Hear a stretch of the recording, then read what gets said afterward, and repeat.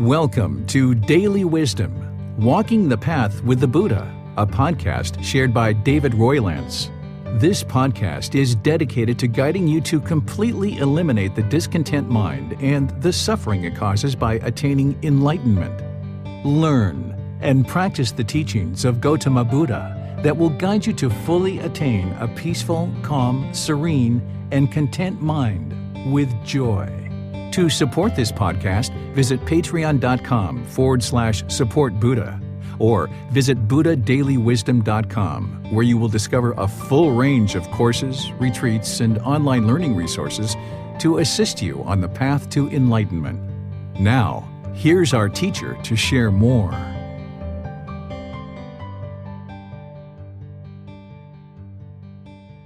Sawadee Kap. Hello and welcome to Daily Wisdom, Walking the Path with the Buddha. Today, we're starting our group learning program. This is the official restart of our 6-month program where we're inviting students from all over the world to join us in learning the teachings of Gotama Buddha and practicing those in your own life so that you can experience results of awakening the mind to the enlightened mental state.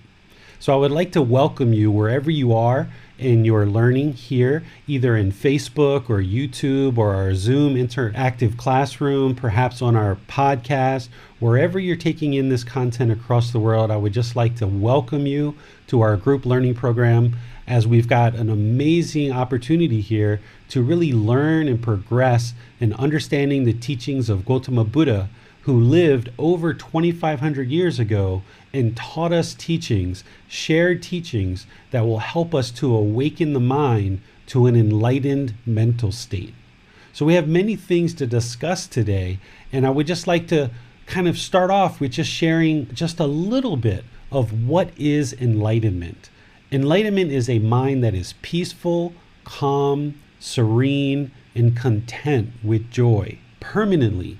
Once the mind has been trained towards enlightenment and actually attains it, the mind will never again experience discontent feelings such as sadness, anger, frustration, irritation, annoyance, guilt, shame, fear, loneliness, boredom, shyness. Any of these discontent feelings will be completely eliminated from the mind.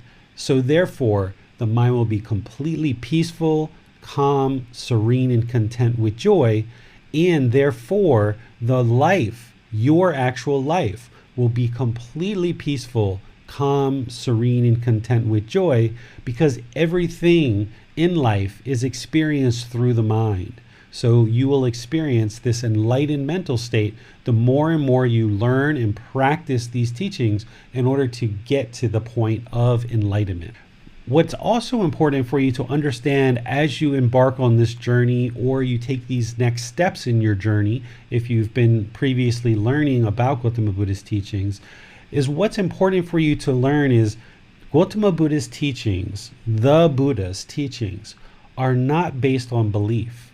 Many traditions in the world today are belief-based, and a lot of what all of us perhaps grew up with is based on belief, where you essentially believe, and then when you die, hopefully you got everything correct and you either go to a good place or a bad place.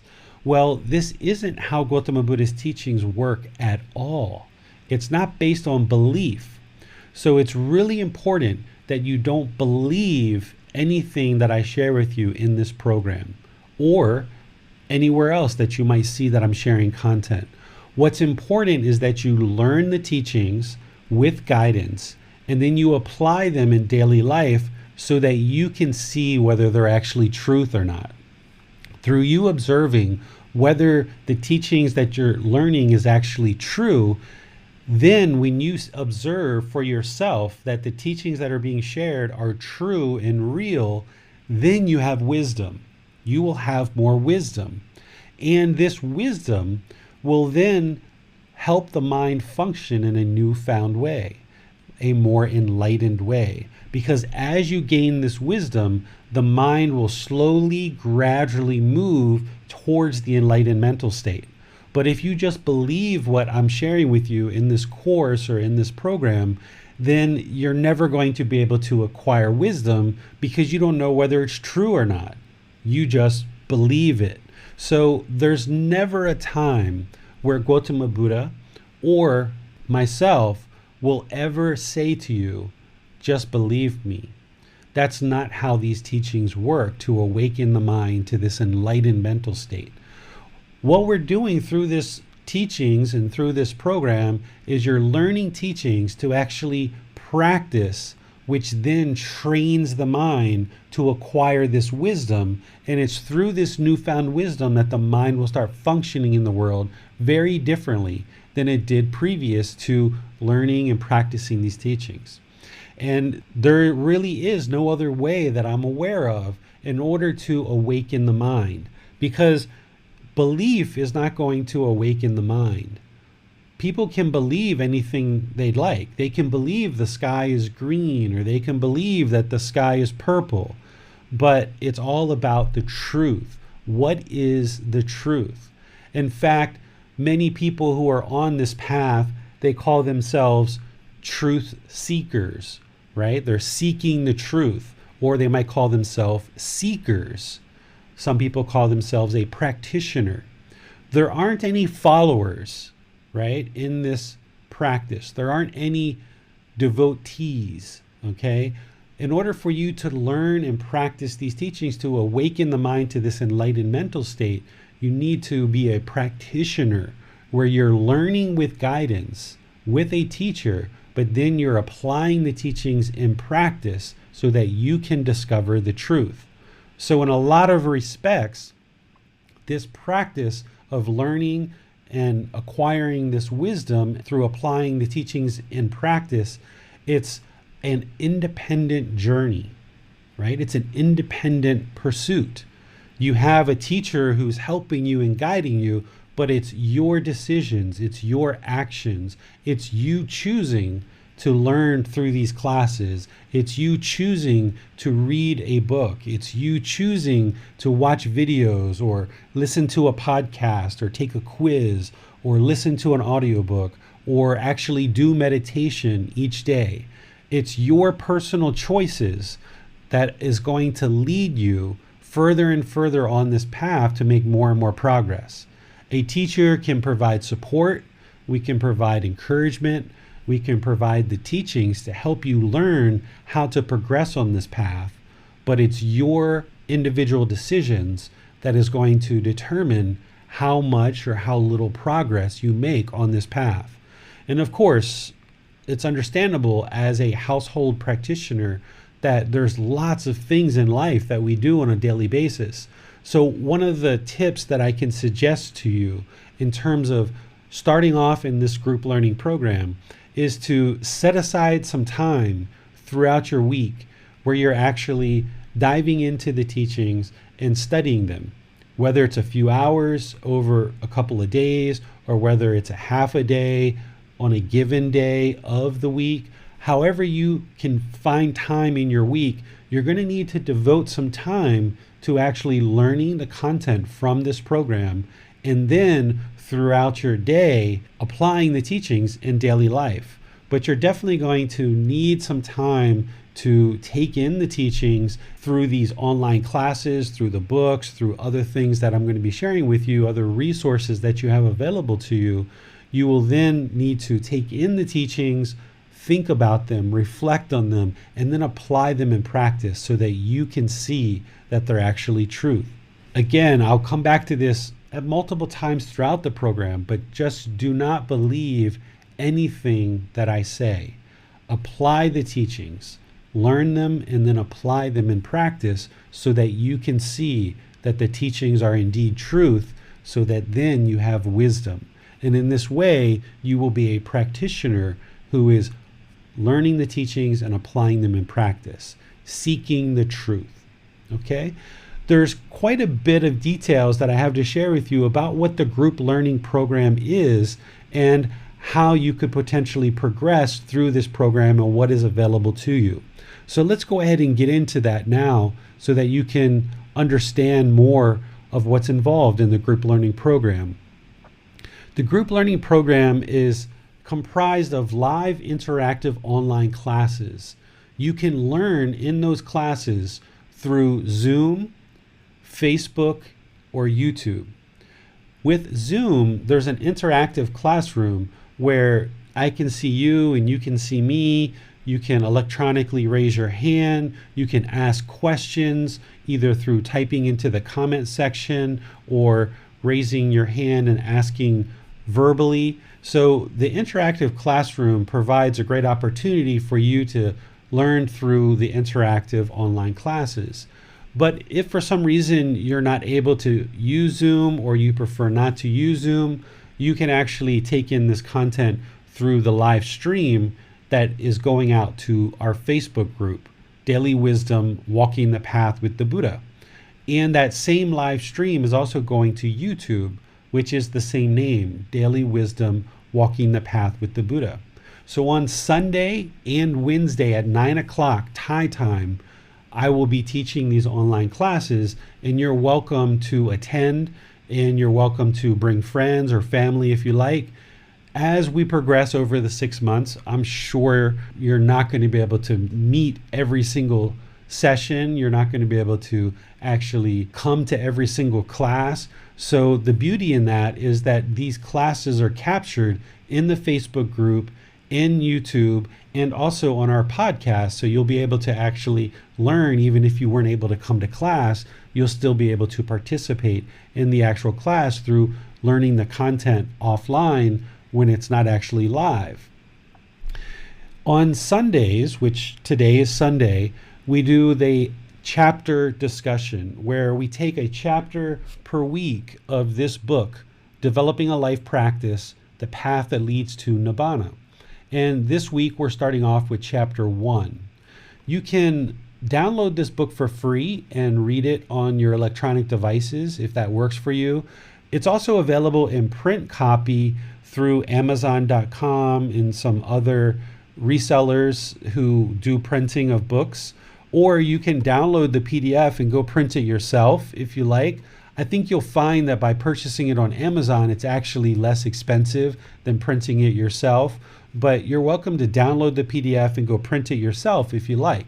So each Sunday, we're actually covering a chapter in this book. So you're welcome to read either before class or after class, or some people might want to read before and after class to really ensure the material soaks in. So on Sundays, we'll be taking one chapter a week and exploring that in this actual book. And we're going to be progressing from chapter 1 all the way through to chapter 24. And then there's some additional content at the end, which will take us about 6 months to actually go through the entire book. Then on Wednesday at 9 o'clock Thai time, we set aside time for you to learn meditation. We actually do meditation together as a group. We focus on breathing, mindfulness meditation, and loving kindness meditation, which are the two types of meditation that Gotama Buddha taught as a way to lead towards enlightenment. And then we also teach Buddhist chanting or Pali chanting as part of our Wednesday sessions as well. So those Wednesday sessions will actually rotate. So the first Wednesday, which will be in another 3 days, will be breathing mindfulness meditation. The Wednesday after that will be loving kindness meditation. The Wednesday after that will be the Buddhist chanting as well. So we will actually rotate these Wednesdays so that over the course of the entire 6 months, every Sunday you'll be learning through the discussions that we have of each individual chapter, but then each Wednesday you'll get an opportunity to establish, develop, and deepen your breathing mindfulness meditation, your loving kindness meditation, and chanting if you choose to learn chanting. So this is how we will progress in terms of the interactive classes. Then in the Facebook group, Daily Wisdom, Walking the Path with the Buddha, I will be making daily posts, which is essentially the same chapter that we're covering from Sunday. Starting Sunday all the way to Saturday, I will be making daily posts with excerpts of the actual chapter. So there'll be 1 of 7, 2 of 7, 3 of 7, 4 of 7, all the way up to 7 of 7, where each day I'll be posting a certain portion of the actual book. And this is for you to be able to ask questions online through the Facebook group if you like. You can actually ask questions right there, because you'll be in the online interactive classes where you can ask questions there, but perhaps throughout your week, you might have a certain question that pops into the mind, and rather than wait for the next class, you can actually post it into the Facebook group through an actual post, and I will answer your question there. Or when I post the various sections of the book, you can actually ask your question there in the comment section on that particular material. So you'll see the Facebook group is going to have these daily posts of content from the actual book. Then there's additional resources. There's a video library in YouTube where there's about 12 different videos that I did last year on kind of the main 10 or 12 different topics that are covered in the book. But then there's a good 50 or 60 other videos that we've done over the last 6 months, where the group learning program that's been going on for the last 6 months, and we were doing our live streams, will actually get saved into YouTube in the video library. So there's already a talk about chapter 1 in the YouTube library from 6 months ago. So if you participate in this class and you learn a lot here, you can actually go back to 6 months ago and learn what we covered in that class too, because I guarantee you it's going to be different. So you're welcome to look at the videos in our YouTube library from the previous group learning program or from the standard videos that I've put there. And then there's also a podcast, which is also called Daily Wisdom, Walking the Path with the Buddha, where all the live classes that we did over the last 6 months, I captured those in audio format, and then I edited the audio just to make sure it's nice and clean and crisp. And then I published that in a podcast. So if you're exercising or you're riding in the car or you're just going on a walk some evening or during the day, you can actually be listening to the podcast if you like, from our previous talks 6 months ago. And even this talk today that I'm doing, I will actually end up editing and publishing in our podcast site. So whether you get your podcast on Apple or Spotify or Google or any of the other podcast sites around the world, you will actually find our podcast there, where you can actually learn this content through our audio in the podcast. In another couple of weeks, this book, Developing a Life Practice, will be available in audiobook format. And the students who have been participating in our group learning program over the last 6 months have sponsored me to be able to go to a studio here in Chiang Mai, Thailand, and actually record this in audiobook format. So at least for 2 months or so, I've been showing up to a studio here and working very diligently both at the studio and here at home to review the recordings, that here in another 2 weeks we'll actually have the finished audiobook, where if you prefer to listen to this in audiobook format, you can listen to it in audiobook. One of the things that some people like to do is actually listen to the audiobook and read it at the same time, so then you're doubling up on your learning, because people typically will learn by seeing things, they will learn by hearing, and they will learn by doing certain things. So what we're doing in this program is we're incorporating all methods of learning, where you can see, you can hear, and you can experience as well. And then another thing that we have available for this program is we have quizzes. Pretty much for each individual chapter, there's actual quizzes that you can take towards the end of the week, can then confirm that you've learned what it is you need to learn as we move off to the next chapter. And there's no limit to the number of times you can take these quizzes. You can take them as many times as you like. You can take them before and after you start studying if you like. But these quizzes are there to help you confirm your learning and confirm your understanding, and helps you to build a bit of confidence that you've actually learned something throughout the week. So each one of these chapters will typically have a quiz associated with them. The way that you find the quiz is two different ways. Is one, at the end of each chapter in the book, there's a big box that says learning resources for further learning or deepening your learning. In the box at the end of each chapter, you will see the link for the videos in our YouTube channel that associate with that chapter. You will see the links for the podcast that associate with that chapter, and you will see the quiz link there that you will actually be able to then take the quiz. The other place that you will see the quiz is in the Facebook group, Daily Wisdom, Walking the Path with the Buddha. If you click on the units menu, in the units menu, there's an independent study program that's self-paced, and each one of those units, which correlate to each one of these chapters, have the quiz linked there. So if you are just starting off in this program the first time, or you were studying in this program previously, but you just didn't take advantage of the quizzes, now you know that they're available for you, and you can use them to build your confidence. Because one of the things that you need some confidence in order to confirm that you've actually learned what it is that you needed to learn.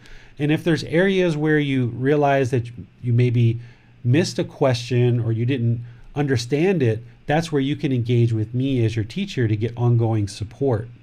I don't actually look at the scores of these quizzes. It will actually email you and tell you what your score is, but you'll never hear from me about whether you actually scored a high score or a low score or anything like that. It's all based on your own independent progress and your own independent learning. So these quizzes are there for you to take advantage of if you choose to do so. So these are some additional resources in addition to the classes. You've got the Facebook group, you've got the YouTube channel, you've got the podcast, you've got the audiobook, and you've got the quizzes to really help with your learning. And then the other thing that you have is you have ongoing support from me as your teacher, where you can ask questions during class, either online, or if you end up taking in-person classes with me here in Chiang Mai or somewhere else in the world, you can ask questions, live, with me as your teacher. You can ask questions inside the Facebook group. You can contact me through private chat and ask questions there. You can even schedule a personal discussion using the link that I'm showing you here, which is calendly.com/David-Roylance. If you go to this website, it will give you times that are on my schedule, and it will adjust for your time zone. And when you schedule it, it'll actually send me an email, and it'll put it right on my personal calendar so that I see it on my computer or my phone that I actually have an appointment with a student. And I do, a handful of those a week, and there's no limit to the number that you can do. So you can meet with me every week or every 2 weeks or every 3 weeks, or whenever you feel like you need some guidance and you need some help, you can schedule an appointment. And of course, none of this stuff costs any money whatsoever. There's no payment that I'll never ever ask you for. So you can participate in all these methods and all these ways of learning, and all of it's based on your own independent pursuit. There's never a time where I'm going to take attendance or check off things that you have or you haven't done. I'm making all these resources available to you at no cost, and it's up to you to choose what are you going to participate in? And it's based on your own life. Maybe at this point in your life, all you can do is show up for the online classes on Sunday, and that's it. Okay, that's great. That's a great place to start. Maybe you can show up for Sunday and Wednesday, and that's all you can do. And okay, that's great. Maybe you can show up on Sunday, Wednesday, and you can read in the book as well. Wonderful. Maybe you can add to that listening to the audiobook or the podcast or some YouTube videos or a quiz or meeting with your teacher once in a while. And of course, meditating throughout the week. Now, the more of these things that you're able to participate in, it's just more opportunity for the mind to soak in these teachings, gain the wisdom that you need to then move towards enlightenment and train the mind to move in this direction. But it's all based on your own individual journey, your own individual pursuit. There's never a time where I'm going to impress upon you or pressure you to do any number of these things at all. I'm actually just pleased that you've shown up for today's class and that you have the intention to now practice and learn going into the future. So there's no expectations from me as your teacher whatsoever. If you show up to class and you like to learn, wonderful. If something comes up in your life and you're not able to show up, then you've got the recordings that you can participate in and learn from later. So I'm here to support you without any expectations whatsoever. I'm just making myself and all of these resources available, and how much you choose to dive in and actually get into these teachings is totally up to you. What I can share with you is the more that you dive into these teachings, the more that you apply them in your daily life, the more you're going to see results. Okay? So this is, what the actual program is. Now let's go to why. Why should we actually participate in this program? Why is it important to actually attain enlightenment? Well, the Buddhist teachings, as I mentioned to you, are not based on belief at all. The beauty in his teachings is the more that you learn them, the more you apply them in life to actually train the mind. You don't have to wait until you die to see the results of these teachings. You can actually see the results now. As the mind becomes more peaceful, calm, serene, and content with joy, you are essentially eliminating discontentedness of mind. You're eliminating these discontent feelings of sadness, anger, frustration, irritation, guilt, shame, fears, boredom, loneliness, shyness, jealousy, resentment, worry. All of these discontent feelings will actually slowly start to be eliminated from the mind.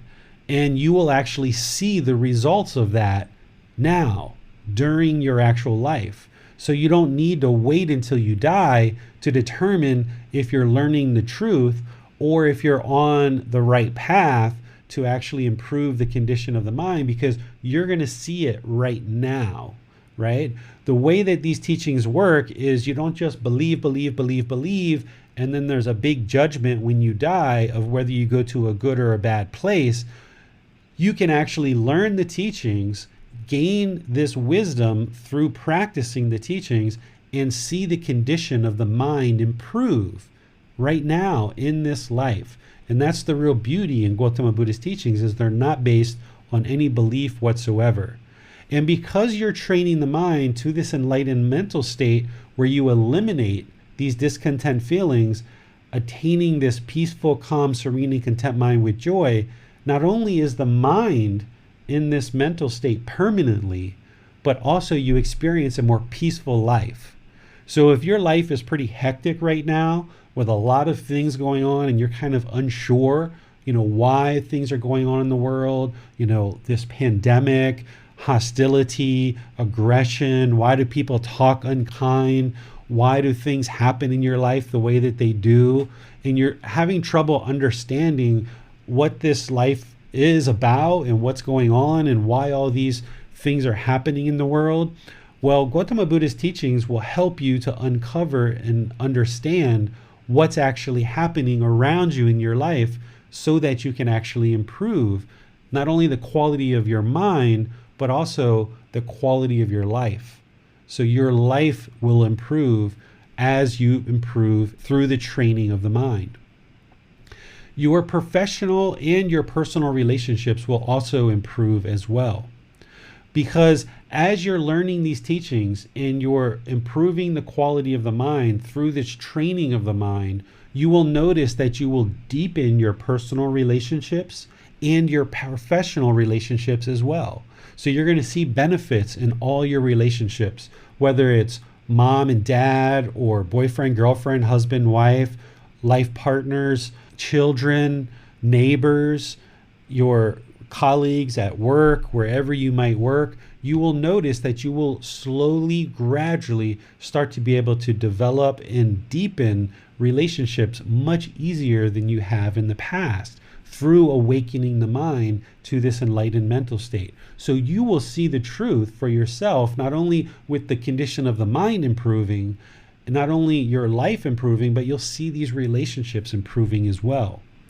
And you will even start to see a gradual improvement in your concentration, in your memory, and your clarity of mind. This is one of the ways that you will know that this path is actually improving the condition of the mind, because you'll see that you'll be able to be much more concentrated, you'll have better memory and clarity of mind, clarity of thought. Okay?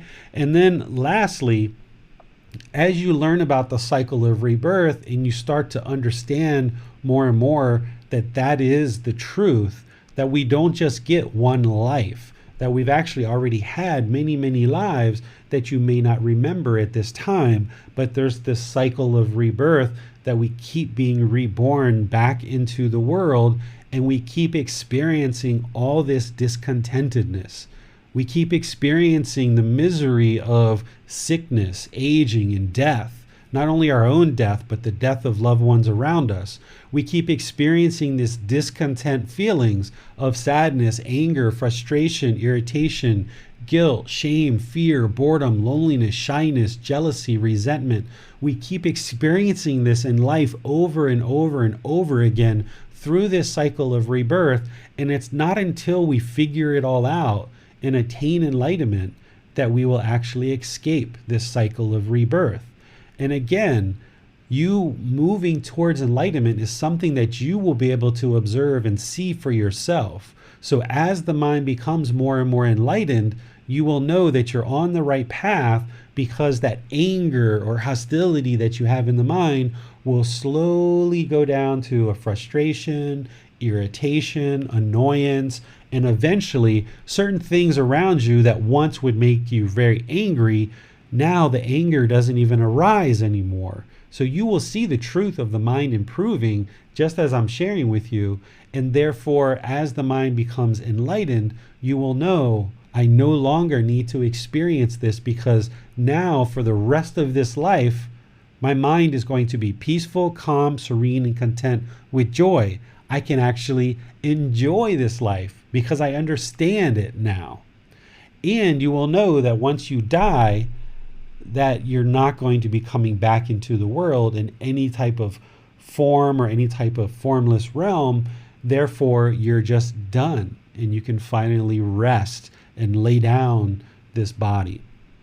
So this is some of the why. We're going to get into this deeper next week on Sunday, and we're going to get into it deeper the following week when we actually explore more about what enlightenment is in much more detail. But this is just kind of a little bit of a summary to kind of encapsulate why would anybody be interested to pursue enlightenment.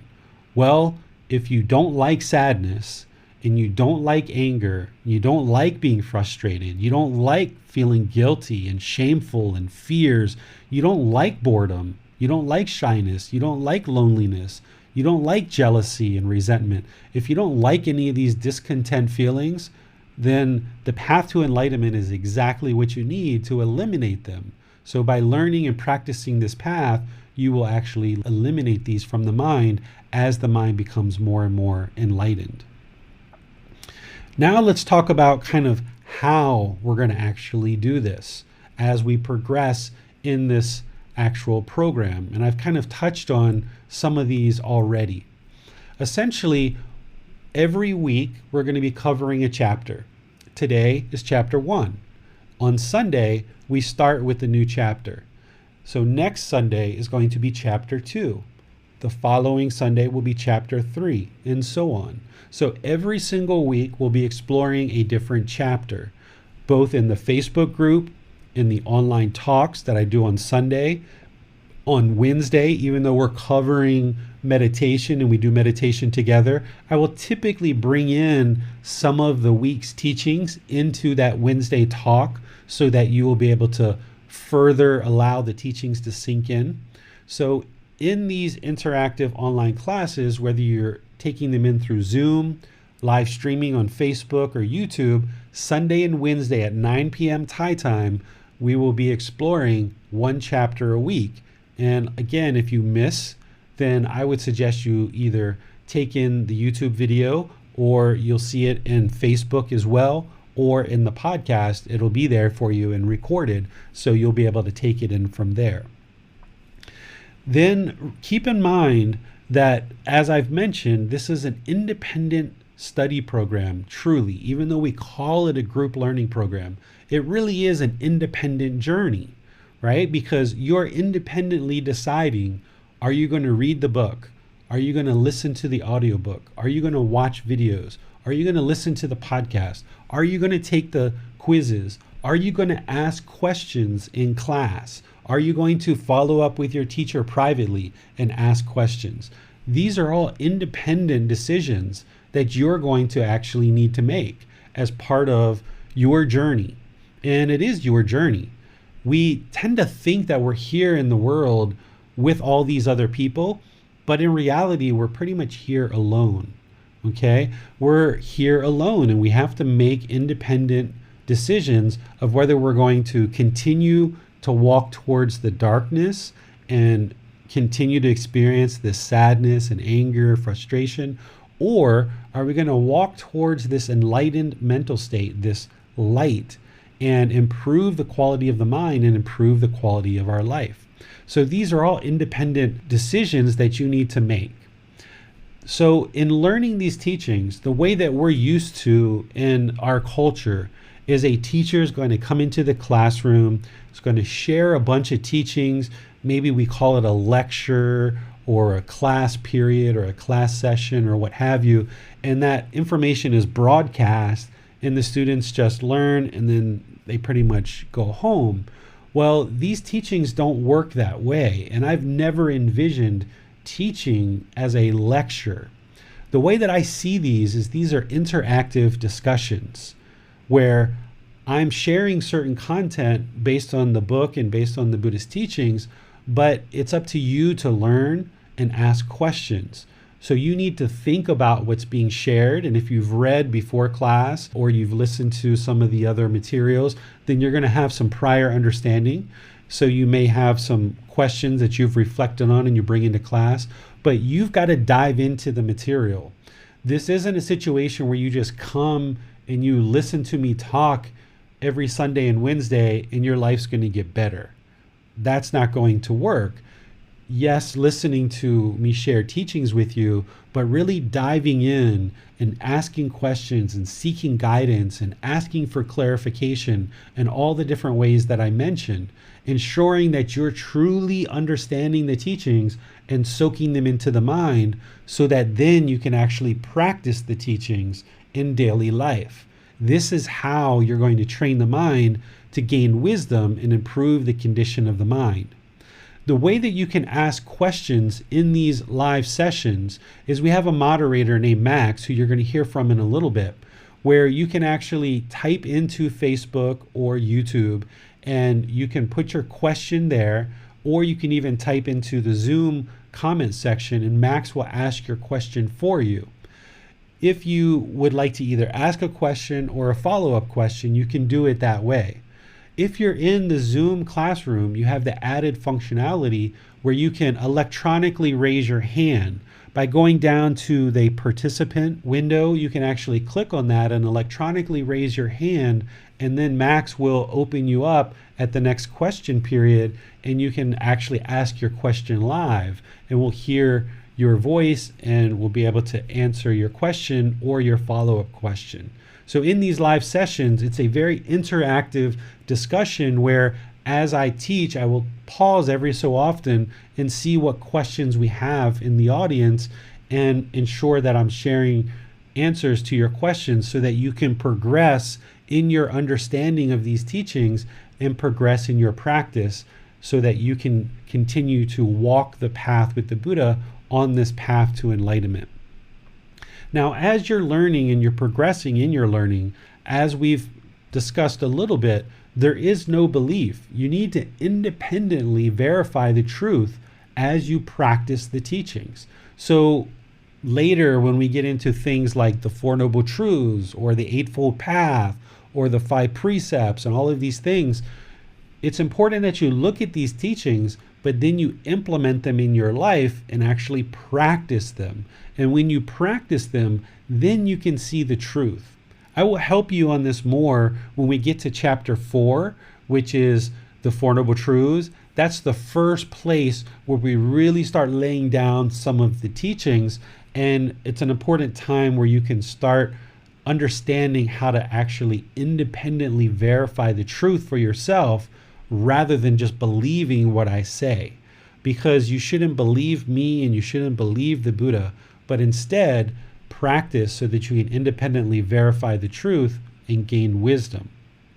It is through you not believing, through reflecting on the teachings and kind of putting them into practice, that you will then be able to see the truth and train the mind with this wisdom to get closer and closer to enlightenment.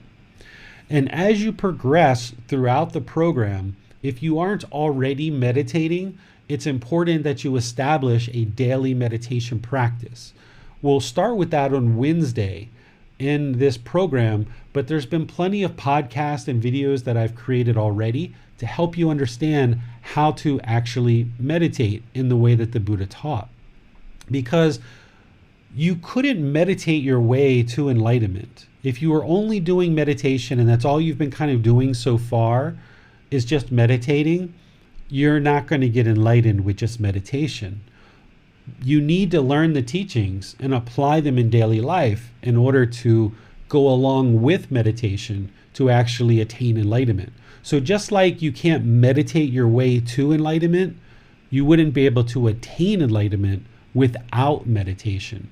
So you need to learn the teachings and apply them, which is applying them in daily life, but also in meditation. Meditation is kind of the foundation that we use in order to train the mind throughout our day, whether it's in the morning or middle of the day or in the evening.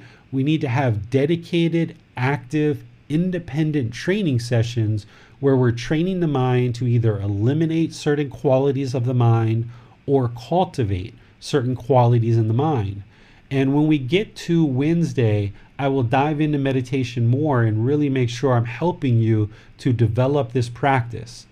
We're going to be learning breathing mindfulness meditation and loving kindness meditation. Those are the two types of meditation that the Buddha taught. There's some other forms that are kind of specialized meditation that I will share with you if you ever need those. But these two types of meditation are the only two that every single person needs in order to attain enlightenment. There's hundreds and thousands of meditations that have been created since Gotama Buddha's lifetime. But those are all adaptations that people have made over the years. If you really want to understand how to awaken the mind and how to attain this enlightened mental state, do it through Gotama Buddha's teachings, the fully, perfectly enlightened Buddha. He's the one who figured this out by himself, and it's his teachings that are going to take the mind from this unenlightened state to this enlightened state. So rather than spending time learning 10, 20, 50 different meditations, you can boil it down to these two styles of meditation, really get good at those, develop those really, really well, ensure you're getting lots of results with those, while also learning the actual teachings themselves and applying them in daily life. You're going to have your hands full enough just doing those things. So just by focusing on these two meditations, it saves you a lot of time that you don't need to focus on 10, 20, 50 different meditations. You can just really focus on these two, get really, really good at them, and deepen your practice so you get lots and lots of benefit out of the meditations that you're going to be doing each individual day. So if you're currently meditating, just continue to do that until you start learning the type that Gotama Buddha taught.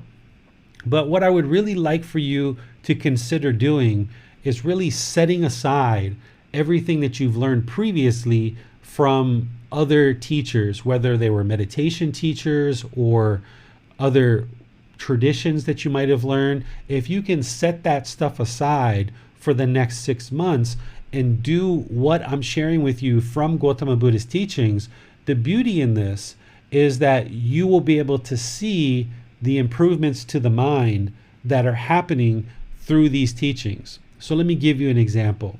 If there's certain mantras that you've been taught where you just chant these mantras all the time, or there's certain bells that you ring, or certain mala beads that you use, or you play music, or you do guided meditations all the time, well, those things have led you to where you are right now. And that's great. Those things served a purpose and they served a certain benefit. But now, if you want to see that these particular teachings are actually what's causing the progress, what's creating the benefit on this path, then as we progress and you learn more and more through this program, set all those things aside and then practice these teachings that I share with you. And as you're practicing these, you will know that it's these teachings that are improving the condition of the mind. And I'll help you with that more and more as you progress in this program. You'll learn more and more of what Gotama Buddha's teachings are. And by setting aside these things that aren't Gotama Buddha's teachings, then when you're practicing his teachings, you'll know that it's in fact these teachings that are actually improving the condition of the mind, not the things that you've learned previously necessarily. Sure, those things have got you to where you are today, but now it's time to really dive into Gotama Buddha's teachings, and you'll see the benefit and you'll see the results much more clearly by setting aside the things that you've learned in the past. Okay? So, with that said, let me just share this very next aspect that I would like to help you consider for your practice and for this program. As you heard me say, there is no fees for this program. Everything's being offered to you at no cost. So sometimes when we're in that situation, we might actually become complacent. We might actually kind of sit back and just kind of ignore the book or decide not to go to Sunday's talk or Wednesday's talk. We might kind of push aside meditation. The mind can become quite lazy and complacent as we go throughout our days. And that's one of the most challenging things to eradicate in the mind.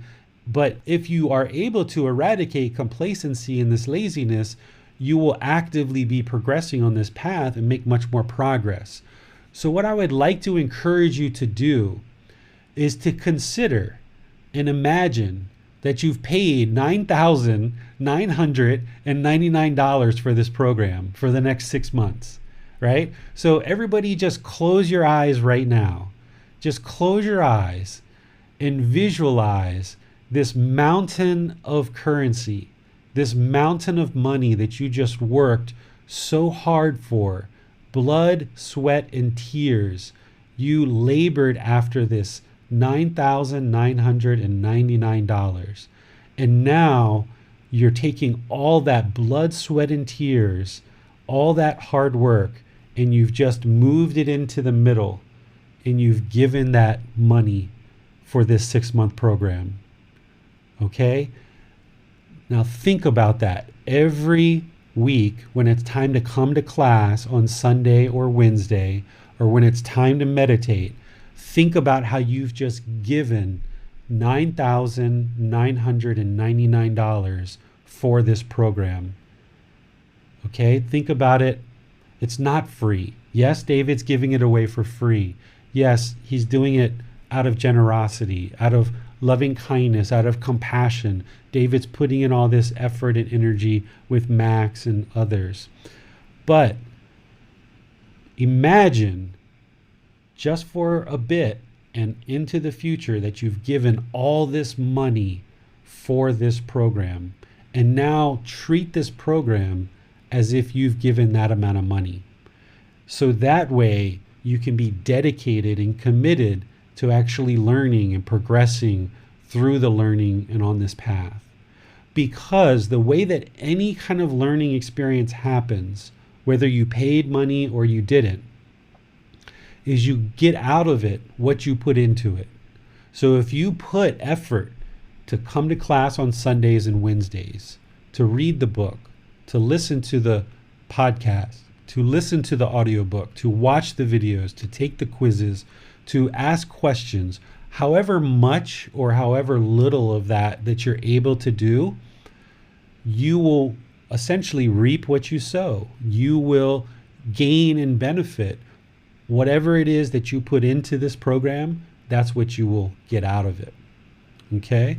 So imagine as if you've put in a whole mountain of money, and that whole mountain of money is what now is actually going to allow you to take this 6-month program so that you can perhaps become more dedicated to learning and practicing the teachings.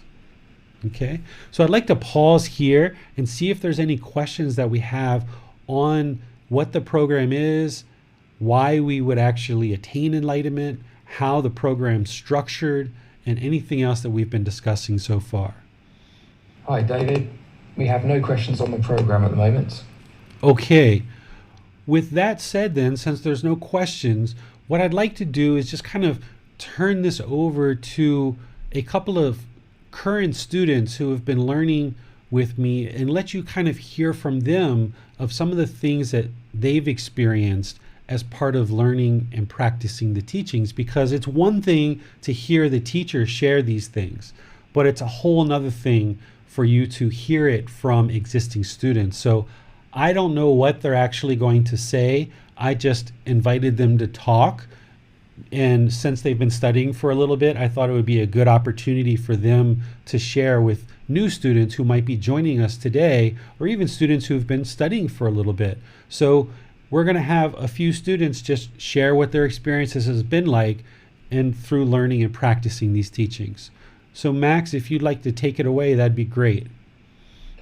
Thank you. So, hello everybody. Some of you know me already. Great to see a lot of familiar faces and a number of new ones as well. Great to have you here for the start of the learning program. I thought it would be helpful if I just offered a bit of background on my journey in terms of how I got into meditation, when I met David and started practicing with David, and the benefits I've experienced out of that.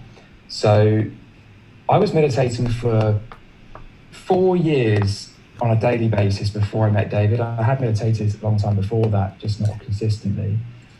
And I initially started doing it regularly, really as a way to help the rest of my life. I thought it would help me reduce stress, be more focused, maybe enjoy life a little bit more. And at the time, I was working a full-time job that was actually home-based, and then I was also building an online business at the same time with the intention to move from the career to the business. And so my mind was all over the place.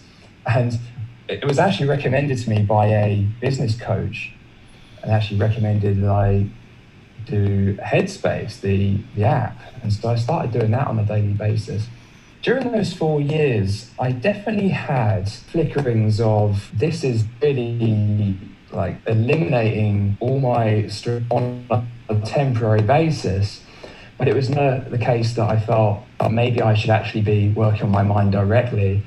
I was actually using meditation as a way to try and help me with the rest of my life. And I was still in this frame of mind that I should be trying to build my life, trying to be something so I can do more and have more. And so really trying to make this permanent external set of circumstances that I thought would bring me a sense of freedom. Eventually I ended up living the digital nomad lifestyle, as it were, and I had this dream that I was going to be building a business, working on a business online whilst I traveled, and I did that, and it was great, and at the same time it came with many, many challenges. And I feel that ultimately all it did, and all it could ever do, really was put me face to face with my own mind. Ultimately, the things I wanted weren't lasting. Sometimes I didn't get them, and sometimes I was trying so hard to heighten the experience that I was having that just brought with it almighty problems, let's say, hangovers of all kinds. Eventually I ended up in Chiang Mai, and I thought it's probably time I started looking at training the mind directly, seeing as everything we experience happens in the mind. And at that point, I encountered David. So this is a good 4 years into meditating on a daily basis that I started practicing with David. And I found that very quickly the results I was experiencing transformed. First of all, I think started to dedicate myself to practice more. I realized that rather than use meditation as a way to help my life, I should be using my life as a way to help my mind. After all, that is really the point, is to cultivate a peaceful and calm, content mind. So I started putting more effort into it. I started configuring my life in such a way that was built around meditation as well as doing everything else that I had to do, but was really about helping my mind. I started to take more responsibility for my state of mind. And whilst I had in the past realized that understanding that we can grow, we can develop, and that's a very useful thing to believe and understand, but taking that to a whole new level and understanding that all discontent feelings I was experiencing were really on some level my responsibility. I was causing them in some way. And that was a real shift in my practice, because it reframed everything I was experiencing and then helped me think, okay, what did I do that caused me to be anxious or stressed or whatever it was? And in addition to that, not just meditating, but cleaning up my life outside of meditation, starting to practice things like loving kindness outside of meditation, starting to make better decisions that weren't based on wanting to be, do, and have something, but were based on wholesome decisions like speaking well, not acting out of greed or craving, and things like this. It's just practicing loving kindness in daily life. And so cleaning up my life outside of meditation, understanding what my attachments were, really helped as well. And lastly, working with David very closely, asking questions, getting more involved, seeking guidance when I was stuck, really helped me take my practice to the next level, I've found. So here I am now. It's been coming up to 18 months since I met David initially, 6 months since we started the first group learning program. And so I decided to give back in my own way by becoming a moderator, which I think, if anything, is just my proof that I've been benefiting from this, because it's a way of me to actually give back. I feel like I'm interested in giving back because of how much benefit I've received from this. So the last takeaway I would say is, engaging with the teacher regularly, making sure that anything you're not sure about is cleared up, and dedicating yourself to your practice.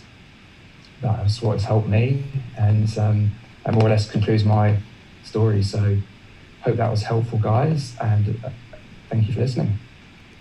Those were some very good points, Max. Taking responsibility for your own actions, your own feelings, that you dedicated more time and effort to actually learning and practicing the teachings, applying them outside of meditation, and then getting help from a teacher. Because one of the things that we know is everyone who needs to get enlightened is going to need a teacher. There's only one type of person that wouldn't need a teacher, and that's an actual Buddha, which we'll talk about when we get into chapter 3. But everyone else needs guidance and they need teachers. So I'm glad that you chose to learn, Max, and glad to hear that you're making progress on the path.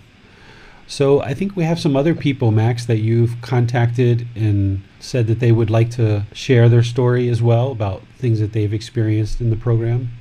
Yes, so I know that James and Carol, you were both interested in saying your piece as well. So I suggest we go to James next, because he's next in the Zoom list. Okay. Well, I would say, and what led me to this point was, I've always been a bit of a truth seeker, as David was suggesting, and I've had encounters with Buddhist teachings, but it was really only in the last 6 months that I really emphasized studying the teachings that I've been studying with David. But just in that 6 months, I've seen a major difference. Even at 6 months, I've seen that your mind is what connects you to the world. So if you can work on calming your mind, there's no aspect of your life that can't be drastically different, even with a few months practice. And I can only imagine what that would be in years' time. I've felt a sense of calm, patience, compassion with others, understanding of others and myself. There's really no element of your life, whether it's your personal life, your professional life, that will not benefit from you training your mind, because your mind is what filters your experience with the world. And I would say one of the things I've learned is identifying my attachments. Every discontent feeling that you're going to have is going to be based on attachments that you have into the world. And when you learn that, you can learn this discontent feeling that I'm having, whether it's anger. You can learn exactly what attachment is causing that, and you can not only understand yourself better, but you can understand how to train your mind to be a calmer person and to not cling to such feelings. It's really helped me understand the world in a different way. There aren't a lot of things that can happen in the world, whether on a political scale or on a personal scale, that really the Buddha's teachings from 2,500 years ago do not explain just very accurately. And I think as you dive into the teachings and you ask questions and you really not just read the teachings, but really invest yourself in them, that you'll find that it begins to explain what's going on in your mind, what's going on in your life, what's going on in the world around you.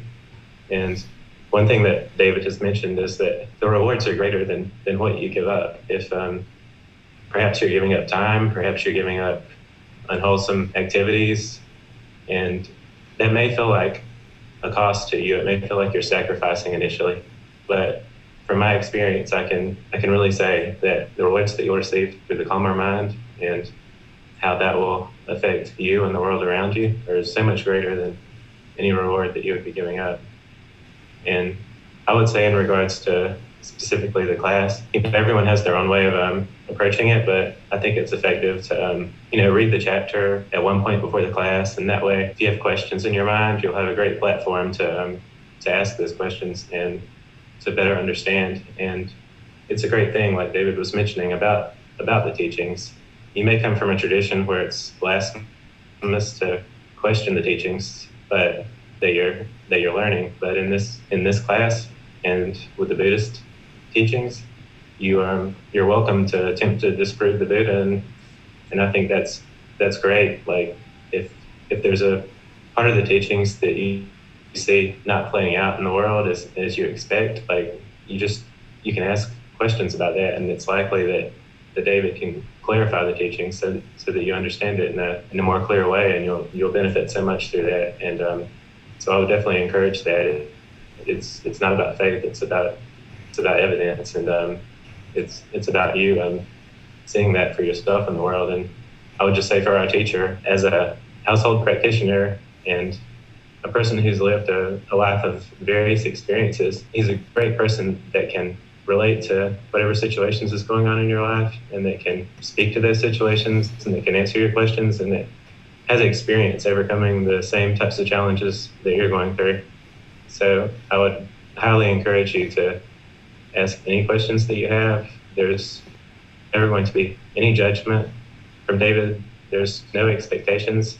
I would just encourage anyone listening to this to just feel free to ask and express anything that's on your mind. And I think that's another great aspect of this class and the teachings. So I think that's what I would like to say to new students. Thank you, James. I appreciate you sharing that. And something that you brought up, which is, I think, very important, is I didn't live a perfect life. The life in my past was very imperfect, right? And through all of those experiences and evolving past all of the heartache and misery and challenges that I faced, there are certain wisdom that I experienced as part of that progression. And what I look to do is really understand the students and what you're actually going through, and help you through these teachings to also evolve past those same experiences. So that's why James mentioned there's no judgment from me, because anything that you're doing or anything that you've experienced, I've probably already done 100 million different times. So it would be, really silly of me as a teacher to judge any students. And remember that these teachings, it's a gradual progression. You're not going to just snap the fingers and be able to implement these teachings right away. So as I share these teachings, if your practice is so far away from what the Buddha actually taught that leads to enlightenment, that's okay. Wherever you're starting from, that's okay. The reason why you're learning these teachings and looking to practice them is because you are also imperfect, right? Just like I was imperfect as well. So attaining this knowledge and moving towards the enlightened mind is to understand these natural laws of existence, to move towards this enlightened mind, which will experience a much better life for you. So thanks for bringing that up, James, and giving the students some tips on, reading before class if you'd like to, so that way you have something to come into the class and get clarification on, either on Sunday or Wednesday. So very good suggestions there. And Max, I think you had somebody else that you contacted that would like to share today. Yes, I suggest we go over to you, Carol. First, I'd like to say to you all, it's a pleasure to be part of this group. I too met David about 18 months ago, not physically, but my background is I always considered myself very spiritual. I could never connect to any religion. I was raised Roman Catholic, and it just never clicked for me. I did a lot of yoga. I learned meditations through yoga. I became an instructor in mindfulness, stress reduction. So I always had this drive of knowing there was something larger than myself out there. And about 2 years ago, I was an emergency room nurse. Quite different from my former career as a massage therapist, esthetician, spa worker, but opposite passions. And I was getting very burnt out. I didn't realize how burnt out I was at the time. And I decided it was time to go back to my roots and try to find who I was, who the true person beneath all this action outwardly was, who I was. So the universe actually gave me that opportunity by me having a little episode at work where I snapped and was terminated. Tragic at the moment, but in hindsight, best thing that happened. So the day that I snapped at work, I can't do this anymore. I need to get away. I went online and booked a trip to Thailand for 40 days. Never been there, just heard it was an amazing place and something I always wanted to do. And I knew I could go there. I knew I could sit, I could meditate. And from everything I heard, I knew I'd be embraced by spiritual people. Not necessarily knowing Buddhist as the base, but not really knowing anything about Buddhism. So my first day in Thailand was Chiang Mai. And I went to a little temple. I was always drawn to the smaller, less elaborate temples. And while I was in there, I found a pamphlet, a booklet, very few pages, David's first edition of his book. I started reading it in the temple. I ran into one of the student monks who told me that it was from David and one of his teachers, and he allowed me to keep this book. So I brought it back to my hotel. I started reading it. And in the book, it had mentioned to contact David through Facebook. So that's what I did. And not realizing at the time that it was the beginning of this group. So fortunately, I had a lot of one-on-one time with David. We chatted while I was on the bus, going to my next phase in Thailand. Helped me answer so many of my own spiritual questions that I had, and was my introduction to Buddhism. And I finally was like, this clicks, this works for me, because it's not about belief, it's not about faith, it's about karma, and it's about what you put out, you get back. And to me, that made all the sense in the world.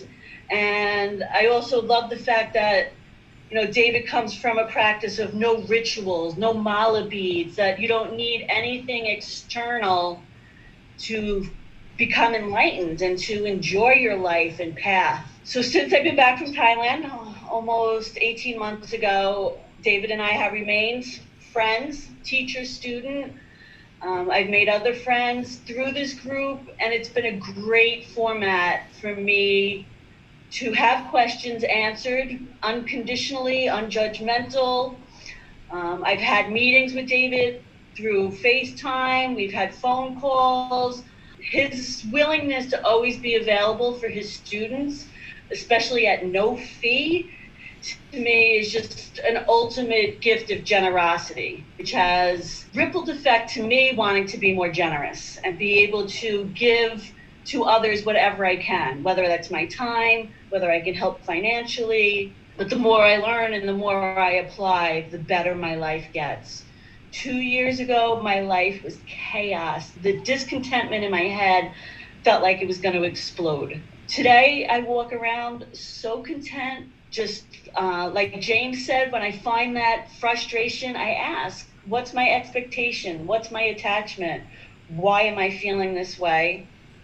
And how can I change it? And being able to do that is incredible, to realize that nothing or nobody outside of you causes your state of mind, that we are in the driving seat of that. And the more we train it, the more we control it. The more we control it, the better life we have. So that's a short brief of my journey, and I am so appreciative of everything I have. So appreciative of David and the group and the support, and love to see that this community keeps growing every day. So thank you, David, and thank you all for being part of this with me. Thank you, Carol. Thank you, James and Max, for sharing your thoughts. I think it's always helpful to hear from people who've been on this journey for a bit, specifically studying in this program, because as you hear, these are people who are actually making progress, and there's others as well. We couldn't, have everybody talk, but I thought it would be a good idea, and I mentioned to Max the other day that maybe we should have a few people talk so that you guys can get some opportunity to hear from other people about what they've experienced. And there's many more Carols, and there's many more Jameses, and many more Maxes out there who are getting experience and practicing these teachings and seeing results. So that's the real beauty, as they've been saying, is that you get to see the progress with the mind yourself. And one of the things, as we now move into talking about this week's content about the universal teachings, is Gotama Buddha's teachings are not a religion the way that I see it. Carol kind of touched on this a bit. To me, what a religion is rites, rituals, worship in a centralized organization that kind of collects the teachings and then kind of distributes them out and has everybody believe those teachings and follow those rites, rituals, and worship. That's not what Gotama Buddha's teachings are at all. His teachings aren't rites, rituals, and worship. First of all, he talked about that that's not what leads to training the mind in this enlightened mental state. And there is no centralized organization that collects all the teachings and then distributes them out for everybody to learn and do rites, rituals, and worship. There is no centralized organization. It was after Gotama Buddha died, and after Jesus Christ died, and after Prophet Muhammad died, and all these other original teachers died, that people kind of gathered the teachings together, and now there became a centralized organization. But that never happened with Gotama Buddha's teachings. It never, ever happened. The teachings of Gotama Buddha live in the heart and in the mind of individual practitioners. So here with Gotama Buddha's teachings, you're not going to be required or expected to do anything. The teachings are here. They're available for you to learn and to practice if you choose. You're not required to do anything in life. The only thing that you really have to do is you're going to have to get sick because you're human. You're going to have to get old, and you'll have to die. And if you die later in life, then you're going to experience lots of sickness and aging. Or if you die sooner, then maybe not so much aging. But those are the only three things as humans that we truly have to do. And if we don't attain this enlightened mental state, of course, there's going to be rebirth. But there is no religion in Gotama Buddha's teachings because there are no rites, rituals, and worship, and there is no centralized organization that's distributing all these teachings out. So when the Buddha became enlightened and he started teaching, he didn't say, I've discovered a new religion, right? He never said that. He never said, I discovered a new religion. What he said was, I discovered a better way of life. And it's this better way of life that I plan to share with you over the next 6 months through all the various teachings and all the various things that we're going to cover in the next 6 months. I'm going to slowly and gradually roll out and share this better way of life with you, so that as you learn it and you apply it in practice, you will see that it absolutely is the truth. And as James was saying, that you will be able to slowly, gradually see this progression, and there's no judgment from me, there's no expectation from me. It's just sharing the teachings. Any questions that you have, you're more than welcome to ask. It's not about not challenging the teachings. James said this very eloquently, that some traditions, by challenging the teachings, it's kind of wrong. But in these teachings, there's a way to politely, kindly, and respectfully discuss the teachings. And if you aren't understanding what's being shared, you can ask questions. And I actually invite students at different times in the program to disprove the Buddha, because that's one of the best ways to determine whether what the Buddha taught is actually true or not. Because if we can disprove the Buddha through evidence, then we know that what the Buddha taught is not correct. It's not true. So at different times in this program, as I'm sharing certain teachings, I will ask you, okay, do you have anything that disproves this, that what the Buddha actually taught is true? And that is what the Buddha called investigation of the teachings. And this is actually part of attaining enlightenment. There's 7 factors of enlightenment that we're going to get to in chapter 3. And one of those factors of enlightenment is keen investigation of the teachings. So you're going to need to investigate the actual teachings in order to learn them, reflect on them, apply them in practice, and see the actual results of the condition of the mind improving. So here today, we're going to be discussing chapter 1. Now, you may or may not have even read chapter 1 at this point, and that's completely fine. You're going to need to make some slow, gradual progression to start progressing with this schedule of where you either read before or after class, or before and after class, and you can choose how to work that into your life. But each Sunday I'll be talking about a given chapter, and then on Wednesday I'll be teaching you meditation. So today I had planned to talk about chapter 1, the universal teachings of universal love of all beings, do no harm, and be a good moral person. This is the very first chapter. So once you read the preface in the book, and then you get to chapter 1, this is where I actually share these teachings. And this is something that I shared myself in this book. It doesn't come from actually Gotama Buddha, but in fact, what it does is it shares these 3 universal teachings of universal love of all beings, do no harm, and be a good moral person. And the reason why I put it right here at the beginning of the book is because from my experience of having shared some form of Gotama Buddha's teaching since 2005, the vast majority of the people that I teach are coming from other traditions, whether it's Hinduism or Christianity or Muslim teachings or any other various teachings out there that exist in the world. It's more frequent that I'm actually teaching people coming from these other traditions. There's many times now that I teach Thai people and other Buddhist practitioners that are coming to me for learning, but definitely early in my teaching experience, it was always people coming from other traditions. And I always felt that it's important to help you see and create this bridge from whatever you've learned previously over to Gotama Buddha's teachings. Not that you ever need to give up those other teachings or turn your back on those, because those teachings of Hinduism, Christianity, Muslim teachings, Jainism, Judaism, any tradition out there, there's so many variety of traditions that exist in the world.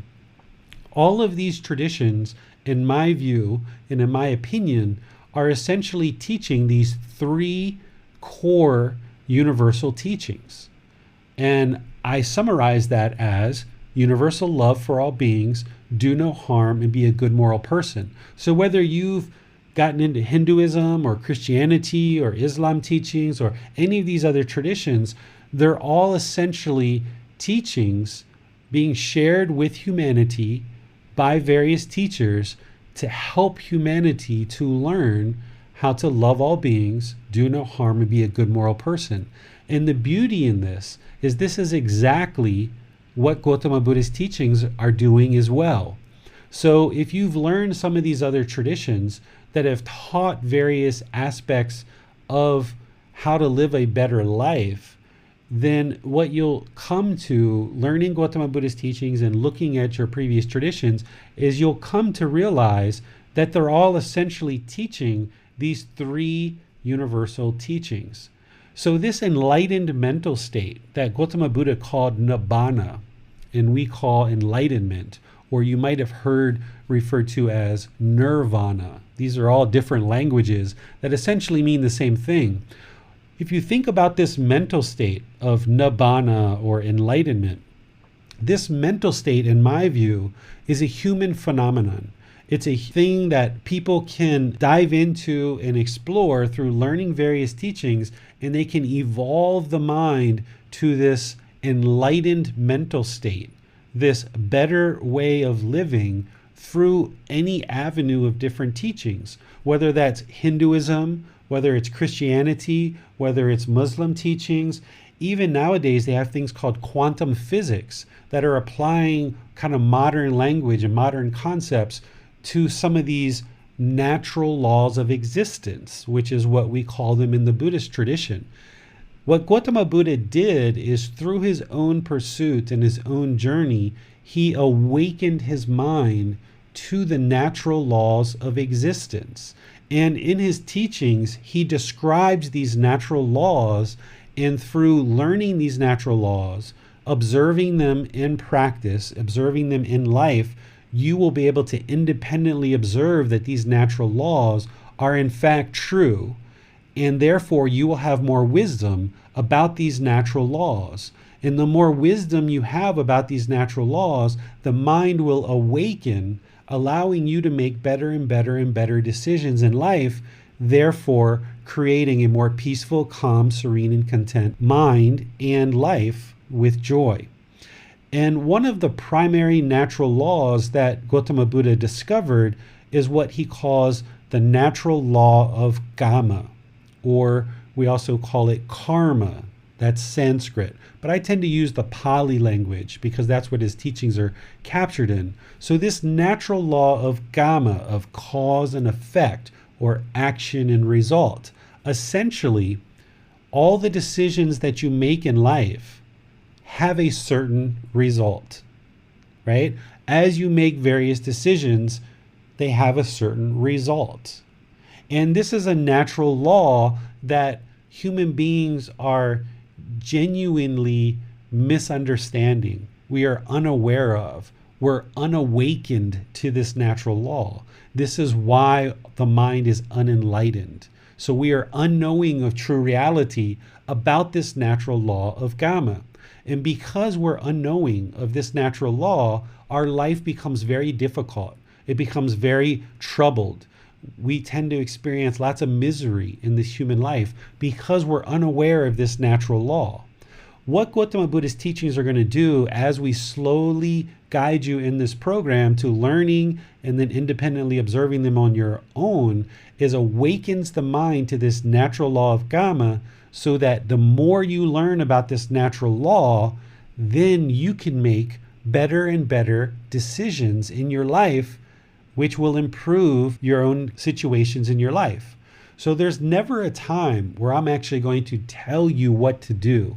I will give you guidance, I will give you suggestions about Gotama Buddha's teachings, but there's always 10 million right answers, and you will need to discover what those 10 million right answers are.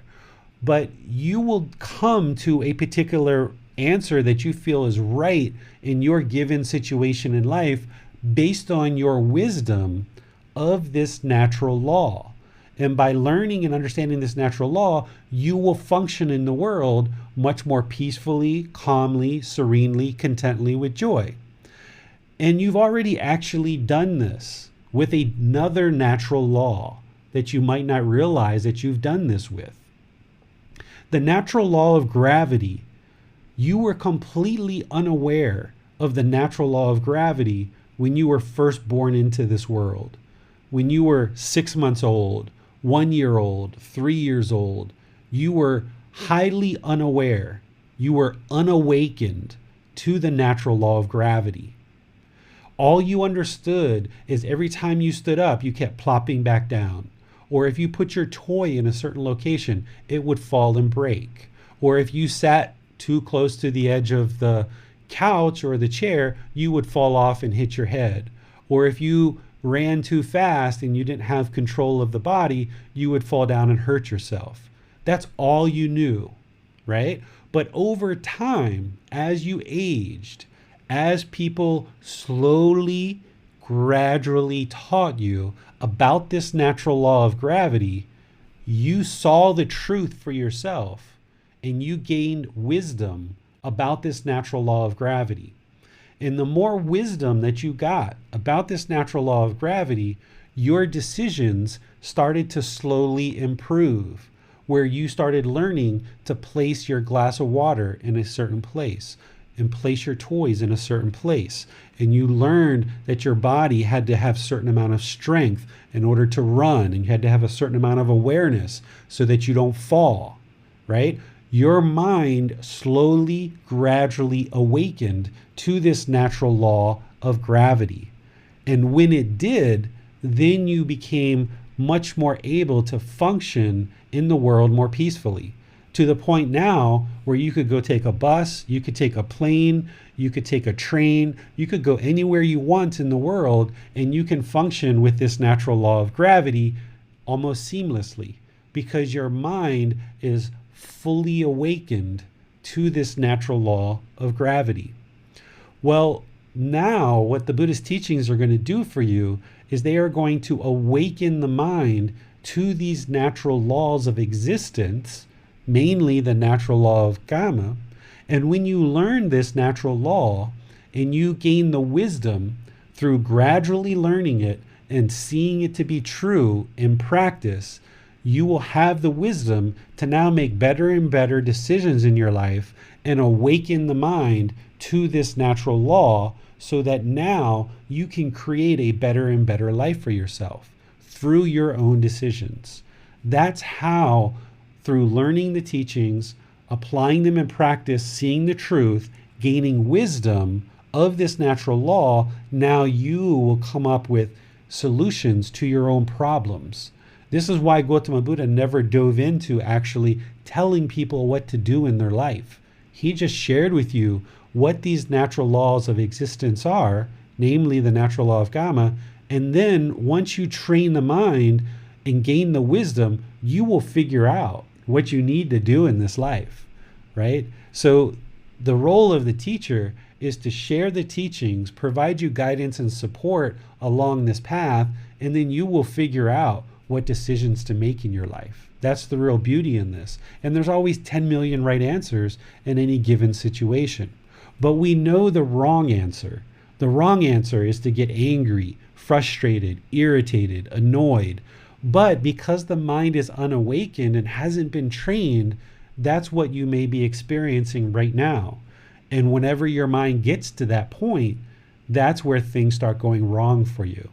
And what you're going to be able to do through these teachings is awaken the mind more and more and more to this natural law of karma, the natural laws of existence, and you will be able to make better and better decisions in your life. And that's what you heard from Max, James, and Carol, that they're observing more and more improvements and better results in their life. Well, the Buddha does explain this human phenomenon of enlightenment through these natural laws of existence. However, there's other teachers who've kind of tapped into these natural laws as well.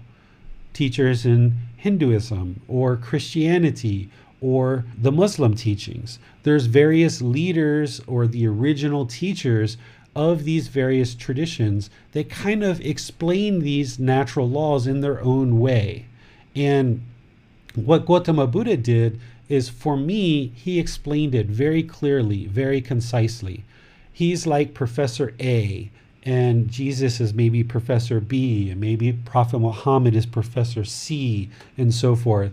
And all of these professors have contributed something to the world that helps us to understand the world and moves humanity to this more enlightened mental state. And for me, it all boils down to these three universal teachings of universal love for all beings, do no harm, and be a good moral person. So let's actually talk about what this means so that you'll understand this a little bit more. And these three universal teachings can be essentially a guiding light for you. When all the other teachings of the Four Noble Truths, the Eightfold Path, the Five Precepts, the Natural Law of Karma, and everything else is just maybe not quite succinct in the mind yet, if you come back to these three universal teachings, they will be the guiding light for you in your life. And if you're practicing these three universal teachings that I'm sharing with you, you will know that all will go well. So this first one, universal love of all beings. What does this mean? First, let's describe what love is. Oftentimes in the unenlightened state, we misunderstand love. We actually have a chapter 14, where we're going to dive very deeply into love. But just basically, let's talk about love. Oftentimes in the unenlightened state, we will meet certain people, we will get to know them, we will kind of see if they've earned our respect and whether they've earned our love. And we will basically observe their behaviors and decide, okay, now I love this person. Right? Essentially, there was some judgment that we made, right? We had certain expectations, and if this person fulfills those expectations and we judge that they fulfilled our expectations, we will then say, okay, I love you. And then we will add more expectations and expect that person to keep fulfilling those expectations. And when they get to the point where they can't fulfill those expectations anymore for whatever reason, we will say, okay, I don't love you anymore. I've fallen out of love with you. Okay? This is what happens oftentimes in the unenlightened state. We fall in love and out of love with people based on whether this person has met our expectations or not. We have certain obligations and expectations, and if they meet them, then we love them. And if they don't meet them, at whatever point they stop meeting them, we will say we don't love you anymore. Well, this is essentially sabotaging our relationships. This is actually causing havoc in our relationships because there's nobody on earth that can fulfill all of the ever-changing expectations that we have in the unenlightened state. As the mind comes up with all these different expectations of things that it wants because of impermanence, there's nobody on this face of the earth that will ever fulfill all your expectations as long as you have expectations for other people. So therefore, what love all beings or universal love of all beings is to drop all the expectations, is to just love people and love beings, animals or humans, just because you love them. Just love them to love them because they're another human, they're another being. Have care and compassion and kindness for all beings. Because as long as we have these expectations, and as long as we're judging other people of whether they're meeting those expectations or not, and as long as we keep adding to this list, we're going to always be discontent because we're in this situation where we're constantly having to judge people, and those people are constantly having to live up to our expectations, and we're constantly changing the expectations in the mind. We're essentially sabotaging the relationships. And this is one of the reasons why oftentimes we find it hard in the unenlightened state to have loving, fulfilling relationships with a life partner because we are sabotaging the relationship. But if we have universal love for all beings, then we love unconditionally. Back here with all these expectations and obligations, these are conditions. We're saying if you meet these conditions, I will love you. Therefore, this isn't really actually love. This is actually selfishness. This is actually manipulation to a certain extent. Because we're saying as long as you do these things, I will love you. But when you stop doing these, I will stop loving you. This is essentially selfishness. And it causes much, much havoc in our relationships. But what universal love of all beings is that we drop all these expectations, that we don't judge other people. We don't judge them for what they are or are not doing.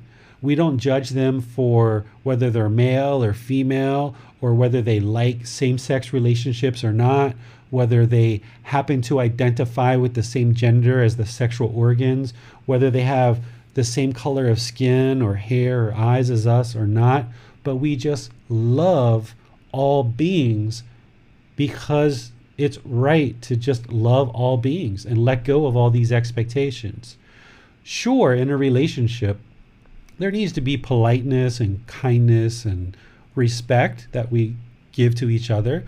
But if all beings are just doing that naturally, just being polite and kind and respectful, not earning respect, but just giving respect to everybody, by doing that, then what you'll see is that that love will be returned to you.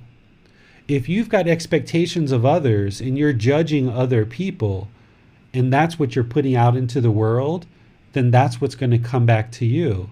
And you're going to find it very challenging to have very loving relationships with all beings. But if you drop all these expectations and you just, out of the kindness of your heart, out of the compassion of your heart, just love all beings, whether they're human or animals, then what you're going to find is that that's what will come to you.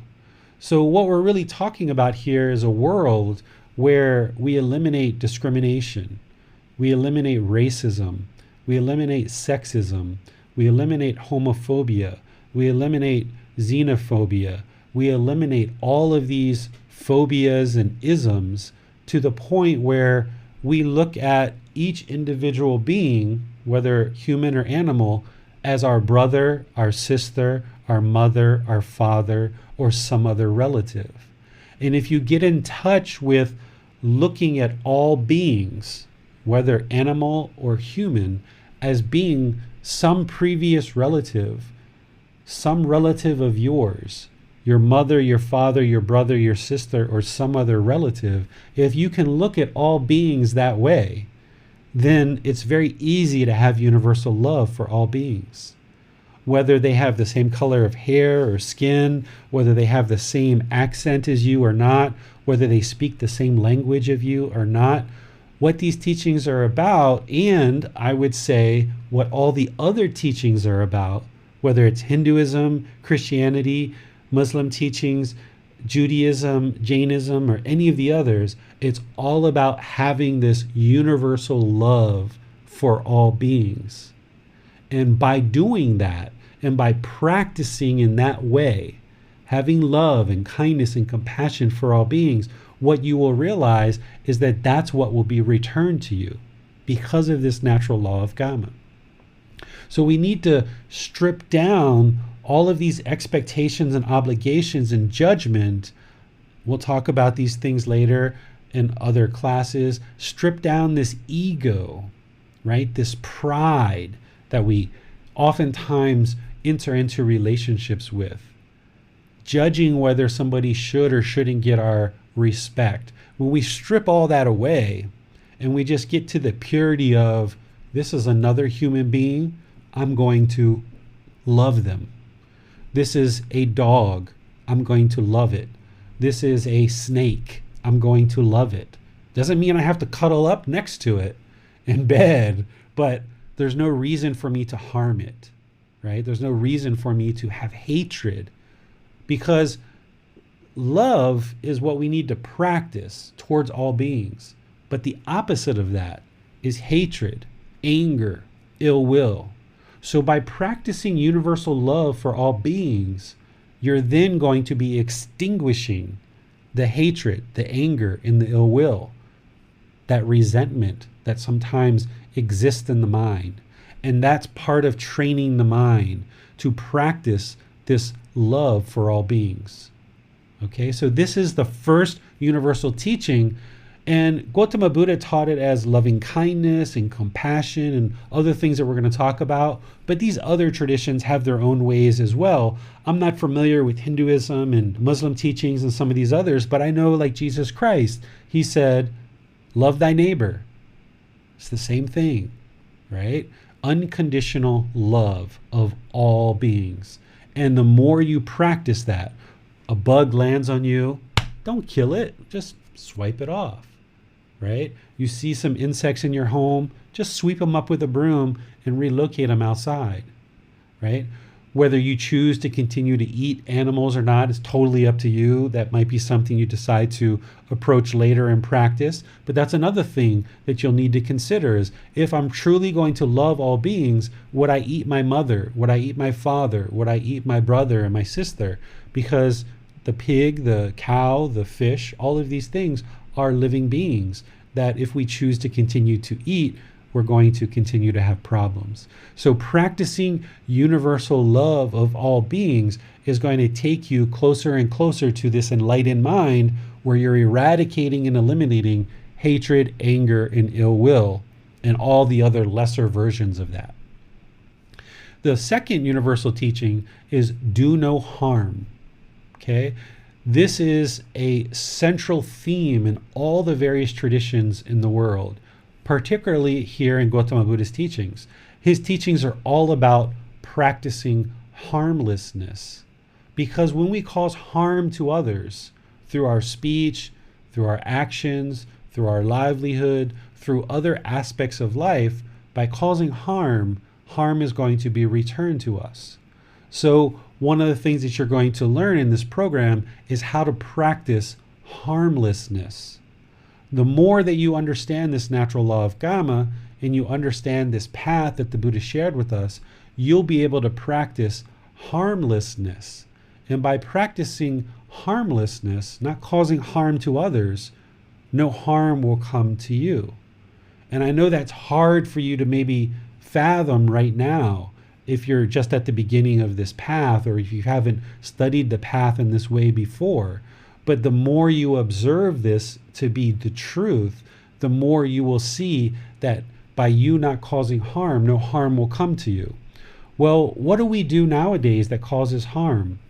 We talk sometimes in the unenlightened state, we talk aggressively to people, or we talk hostile to people, or we have, motivations of what we're trying to get from one person or another, and we're trying to sometimes manipulate people through our speech or our actions to get one thing or another. We oftentimes cause harm through our actions as well, which we're going to discuss in this program. We oftentimes cause harm through our livelihoods and other things. We even sometimes cause harm to the earth, right? And that's one of the reasons why right now in the world we're having so many problems with climate change, and the world is getting warmer and hotter, and it isn't as easily able to sustain life as it once was. So we need to learn how to not cause harm to other beings, animals and humans, but also not cause harm to the earth as well. So by practicing harmlessness, then we will actually realize a more peaceful life, because no harm will come to us. If we go around speaking harshly and aggressively to all the people around us, then that's what's going to come back to us. But if we speak very lovingly and kindly to all the people around us, that's what's going to come back to us. If we throw trash in our front yard every single day, then eventually we've got a pile of trash, and we've got to deal with that because we've caused harm. So we've got to look at all the decisions that we make in terms of our speech and our actions and our livelihood as a way of not causing harm. And this leads into the third universal teaching, which is be a good moral person. Being a good moral person is based on Gotama Buddha's teachings that he shares in the Eightfold Path. In the Eightfold Path, there's 8 steps that we're going to explore in chapter 5. The first 2 steps relate to wisdom, but the 3 middle steps, step 3, 4, and 5, relate to good moral conduct. And then the last 3 relate to the mental discipline. But good moral conduct is essentially our speech, our actions, and our livelihood, which comprises our conduct, that we do these things in a good, wholesome, moral way, that we don't cause harm to others. And in this program, I will be sharing with you the Buddhist teachings about this natural law of karma. And the more that you understand that, you will understand the decisions to make for your own life that will ensure that you're being a good moral person. Not that I'm judging you or anyone else is judging you, but you will know what leads to a good moral person, and you will be able to practice those things. And as you practice them and you see your life improve, that's how you know you're practicing the truth. As I share with you what is right speech, and you bring your speech closer and closer to that, just general guidance, and then you bring your speech closer to that, you will see how your relationships improve. And when you practice right action, and you're not causing harm through your actions, you're being a good moral person, you will see how your life improves. And when you practice right livelihood, you will see by being this good moral person how life continues to get better and better and better for you. Okay? So I would say that all of these 3 universal teachings are common throughout all the various traditions. They're all leading us towards these same goals of universal love of all beings, do no harm, and be a good moral person. But I think what you'll find with Gotama Buddha's teachings is he said them in such a clear, concise, direct, and also simple way that because of that, they're very profound.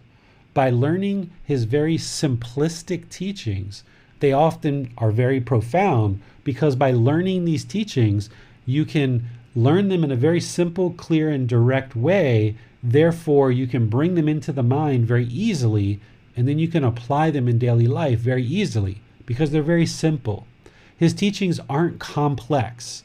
It's oftentimes the human ego that attempts to create teachings that are very complex or very convoluted, because the human ego wants things to be very complex and convoluted, because then when you actually kind of figure it out, the ego feels like it's smart and intelligent. But remember, a fully perfectly enlightened Buddha, they don't have ego. So when the Buddha taught, his teachings are actually very, very simple. People have complicated them over the years, which has made it more and more challenging for people to attain enlightenment. But when you look at his pure teachings, they're actually very, very simple. And the beauty in that is that you can bring them on board into the mind very easily and very readily. Therefore, you can apply them in daily life much more readily, and therefore move to this enlightened mental state. So I think what you'll find is, while all these various traditions around the world that have existed for many, many years are all leading humanity to a similar goal, this human phenomenon that the Buddha called enlightenment, or Jesus Christ called the Holy Spirit, and other people had their names for it, even though they're all kind of moving in the same direction and helping humanity understand these natural laws of existence, I think what you'll find is Gotama Buddha said them so clearly, so directly, so simply, that they can be applied in daily life, which makes them so profound that you can very easily understand the world and decisions to make with this wisdom and actually see the results for yourself. So now that we've shared this, I would like to just see if there's any questions throughout social media or in our interactive classroom in Zoom.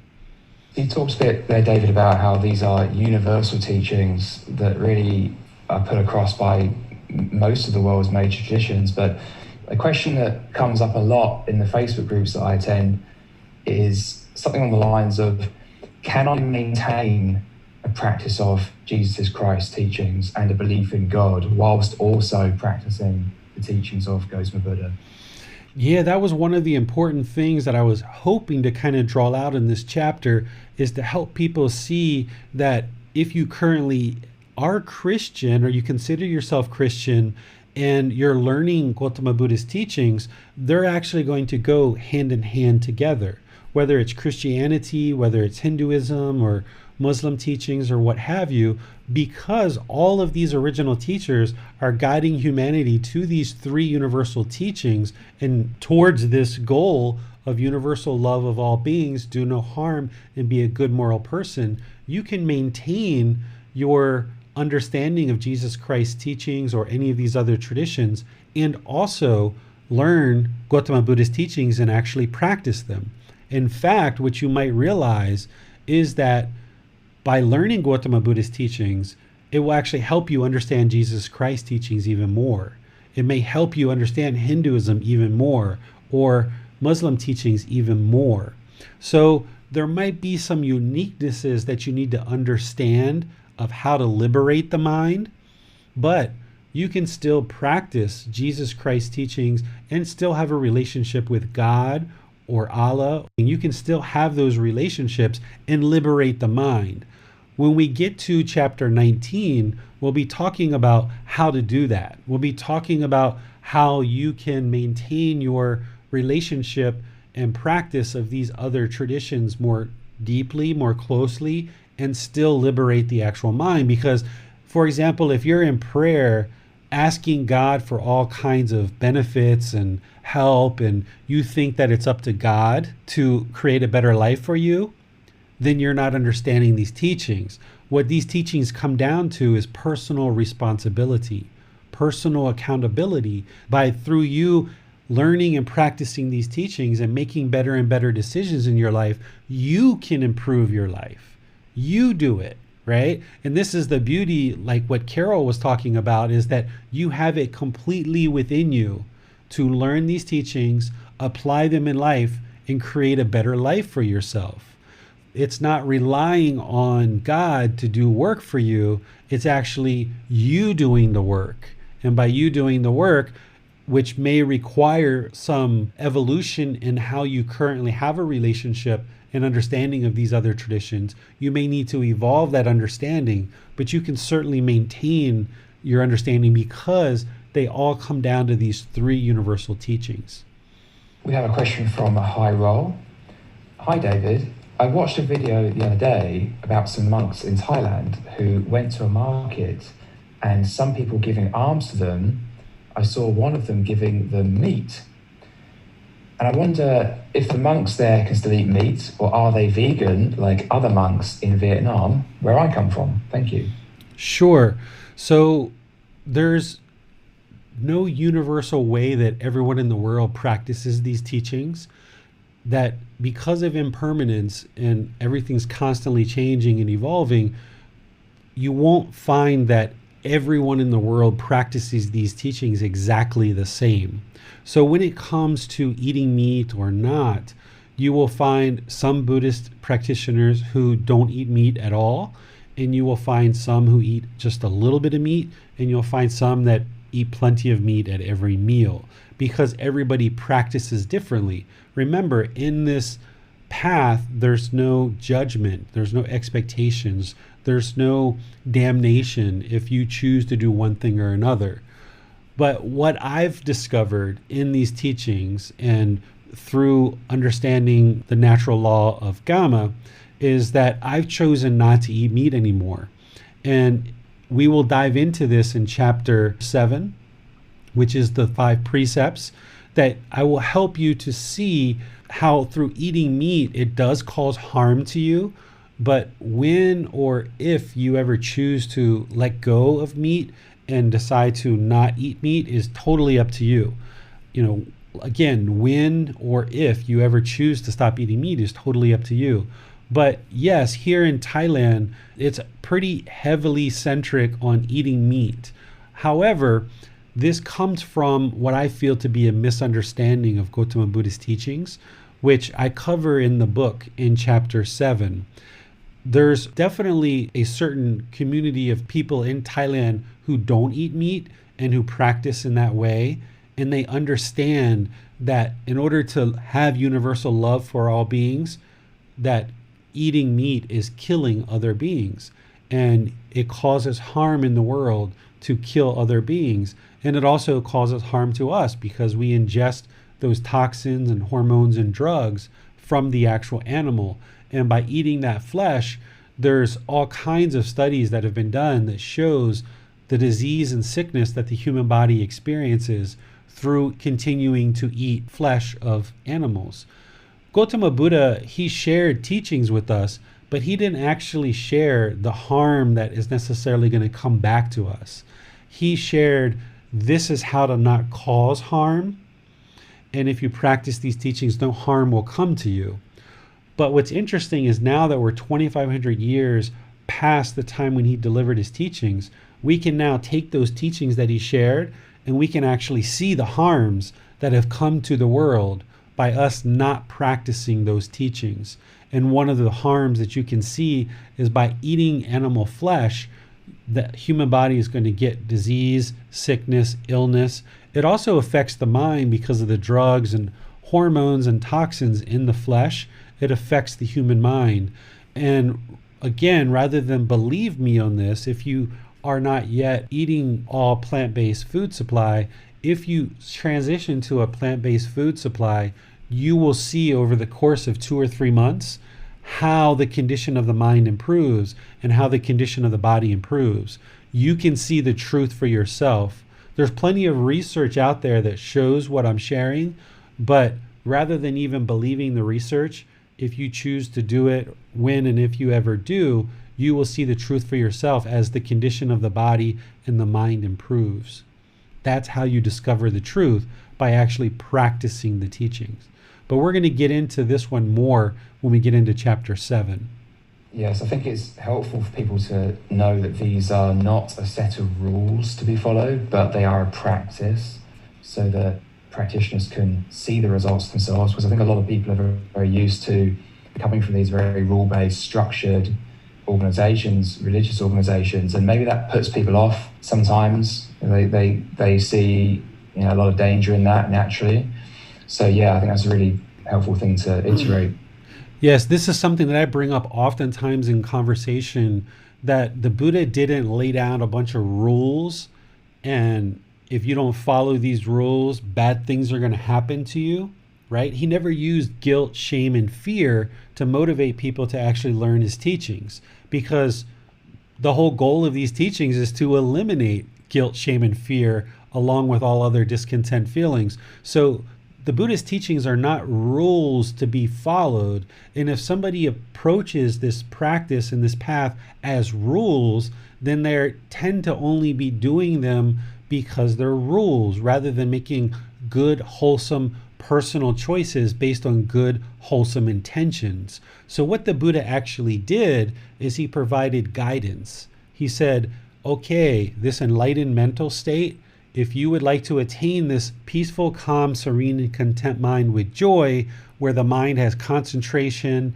has memory, and clarity of thought, and you eliminate all these discontent feelings, if that's what you're interested in attaining, here's the guidance of how to attain it. And the more close you get to learning and practicing this guidance, you will observe for yourself that the mind is moving in those directions. So the Buddha actually points the way and says, this is the way to enlightenment. And if you would like to travel this path, here's the way. It's kind of like saying there's a city 1,000 kilometers away, and if you would like to take this path to get to the city, here's your map. And you're welcome to follow this map, and you'll see that it leads directly to that city. But what happens is some people sometimes do look at these teachings as rules, but that's not the way he described them at all. He described them as guidance, and here's the way, here's the map. If you choose to follow this map, you're going to get to your destination. But it needs to be good, wholesome, personal choices that you make along the way. We have a couple of follow-ups from Joy. She asks, why are there shrines to Buddha in homes with gifts of fruit and incense burning? Is that not religious based? And is it something that is not necessary? Yes, these are misunderstandings of Gotama Buddha's teachings. One of the things that I do in this book and in this program is help you to understand all the various misunderstandings that have come about from 2,500 years ago, from when the Buddha actually died until now. Because of something called impermanence, which we will study in chapter 4, things have changed since his actual death. And there's various practitioners around the world that are practicing all different types of misunderstandings of Gotama Buddha's teachings. And one of the things you will see is these shrines or altars. You'll see statues. You'll see people feeding statues. And none of this is what Gotama Buddha actually taught. And none of that leads to enlightenment. It's not necessary. That is rites, rituals, ceremonies, worship. It's not part of his teachings whatsoever. He never taught it. And by doing those things, it actually doesn't lead to enlightenment. But when I observe people doing these things, I don't judge them or look down on them. I just know that they're misunderstanding the teachings. And one of the things that you're going to get in this program and in all the resources that I share is, what are the Buddhist teachings that lead to enlightenment? And what you'll see is it doesn't include anything about having a shrine or an altar or a statue or feeding statues or doing any kinds of rites, rituals, ceremonies, or worship, because none of that stuff is going to improve the condition of the mind. And that's why Gotama Buddha never taught it, because all of his teachings are about training the mind to either eliminate certain qualities from the mind or cultivate certain qualities in the mind. So that's what this program and all of Gotama Buddha's teachings center on, is training the mind through independent observation so that you can gain wisdom to improve your decision making in life by training this mind to eliminate certain qualities and cultivate certain qualities. Joy also had a question when you were talking about eating meat. She asks, so do people not come back as plants? No, a plant is not a living being. In order to have a living being, there has to be three things. There has to be an egg, there has to be sperm, and there has to be a consciousness, right? The consciousness or the mind, right? So, of course, human beings, there's an egg, there's a sperm, there's a consciousness. And animals, insects, mammals, things like this, there's an egg, there's a sperm, and there's a consciousness, there's a mind. This is a living being. But a plant, while we might consider them to be alive, many of us do, we consider them to be alive. They are not a living being having a egg, a sperm, and a consciousness, right? A mind. So plants are not living beings, and we don't come back as plants. There's only 5 different types of beings that exist in the world, and we'll get into that as we get deeper into the teachings. On the topic of rebirth, Deborah asks, is it possible to have known other beings in past lives? Absolutely. In fact, Gotama Buddha shared, and I can confirm this as well, is that it would be impossible to find a being today that hasn't previously been your mother, your father, your brother, your sister, or some other relative. So essentially, when we were lizards, Max and I were sisters. And when we were apes, James was my mother and I was his son. And Carol was my grandfather when we were snakes or previous humans, and now we are not, right? We're different relationships now, but in previous lives, we've been each other's mother, father, brother, sister, or some other relative. And this is one of the reasons why we need to practice universal love of all beings, because we're all family. The entire world, whether it's a snake, a hippo, a whale, a fish, a bird, a human, we are all family 100%.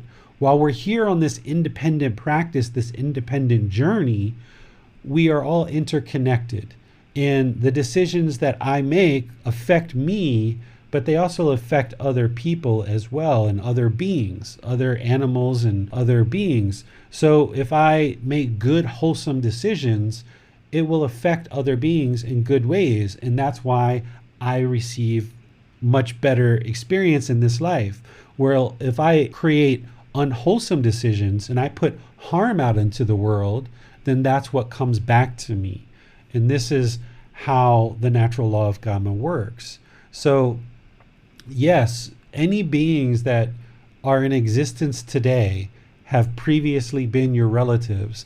And if you really get in touch with this, it becomes easier and easier and easier for you to have love, kindness, compassion, respect, generosity, all of these good, wholesome mental qualities that you need in order to attain this enlightened mind. It becomes much easier for you to do that with all beings when you look at everyone as literally your family member. Doesn't matter who they are, rich, poor, in the middle, homeless, sick, ill, deformed, amputated, whatever they are your relatives. It also becomes easier to let go of judgment of others because it's your mother, it's your father, it's your brother, it's your sister. So every single being on the face of this earth has previously been a relative of yours at some point in previous lives. Speaking of close relationships, Robert asks, how is it that I find more patience with co-workers and strangers than at home? It's not always the case, but this is what comes to mind when I think of universal love for all beings. Yeah, here's the reason why, Robert. You're going to learn in chapter 4 that we cause all of our discontentedness through craving, desire, attachment, a mental longing with a strong eagerness. Okay? This mental longing of wanting things to be a certain way. This is craving, desire, attachment. This is also expectations, obligations, wants, things, wanting things a certain way. Strangers in the street, co-workers, you have very little expectations, very little obligations, i.e., you have very little attachment. You have very little mental longing with a strong eagerness with these other people who are just kind of friends and associates. And therefore, you find it much easier to have relationships with them. Your relationships are better with them because you don't have this craving, desire, attachment, expectations, wants, obligations. You can just let it go and flow. But with people at home, your mother, your father, your brother, your sister, your children, maybe your life partner, your boyfriend, your girlfriend, your housemates, people who you're around a lot, the mind has deep, deep, deep craving, desire, attachment, expectations, wants.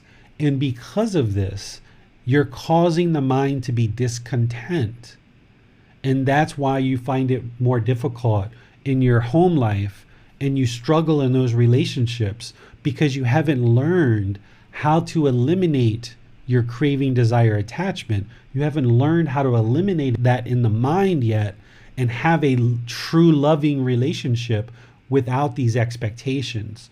When you let go of all of this wanting, all of this expectations, and wanting these relationships to be a certain way, then you will see that your mind won't be discontent because you can just be satisfied with what is. But because the mind wants things to be a certain way, that's what's causing the mind to be discontent in these relationships at home. So you'll just need to learn and learn in this program, learn through the resources that I'm sharing, train the mind in meditation, train the mind in daily life to practice these teachings. And that's why you'll see the relationships, both personally and professionally, improve, because you'll start eliminating what we call craving, anger, and ignorance, or unknowing of true reality. But this is all going to be gradual progress as the mind gradually moves in this direction. We have a question from Joy. She asks, if I treat my dogs for fleas, are there issues? Well, the more love and compassion that you can show to all beings, it's going to translate into you practicing more that way, right? However you choose to eradicate the fleas from your dog is your choice. You have to choose how to do that. And there's various ways of doing that in the world. So you have to decide, how you're going to choose to do this. There's lots of different ways. The more you research this, you may be able to find some ways to do this without actually killing the fleas. I haven't actually approached that one on my own because I no longer own any animals, but we certainly have ants and different things like that here in the house, and we had to discover ways to eradicate the ants. So you have to figure out what's the best way for you to do that. And at the same time, you have to understand Gotama. While you would like to try to find a way to eradicate these fleas without killing them, and if you can do that, that would be the best approach. And that's going to take a little bit more time and effort for you to figure out how to do that. But at the end of the day, with something like a flea, you have to understand that this is an insect that is causing harm to your dog. It's causing harm. It's eating the dead skin and the skin of your animal, and it's causing harm through various sores and things like this. It may be causing harm to your family if the fleas are eating your family's skin and your family's legs as well. So if a being is causing harm, then harm is going to come back to it. So if you had to say you have fleas in your house, like when we were a kid, we had to set off these bombs. We used to call them flea bombs. And we would have to leave for many hours in order to kill all these fleas in the house. Well, that is a killing. And while we would choose not to do that killing, and we would like to eradicate these fleas without killing them, in a certain situation, you may need to actually revert to something like that in order to eliminate this harm that the fleas are doing to your animal or to your family. We had termites here on the outside of our house for a period of time a couple years ago, and we found a company that has kind of like an herbal concoction that they use to kind of rid the house of the termites, and it was just starting to appear on the outside of our house.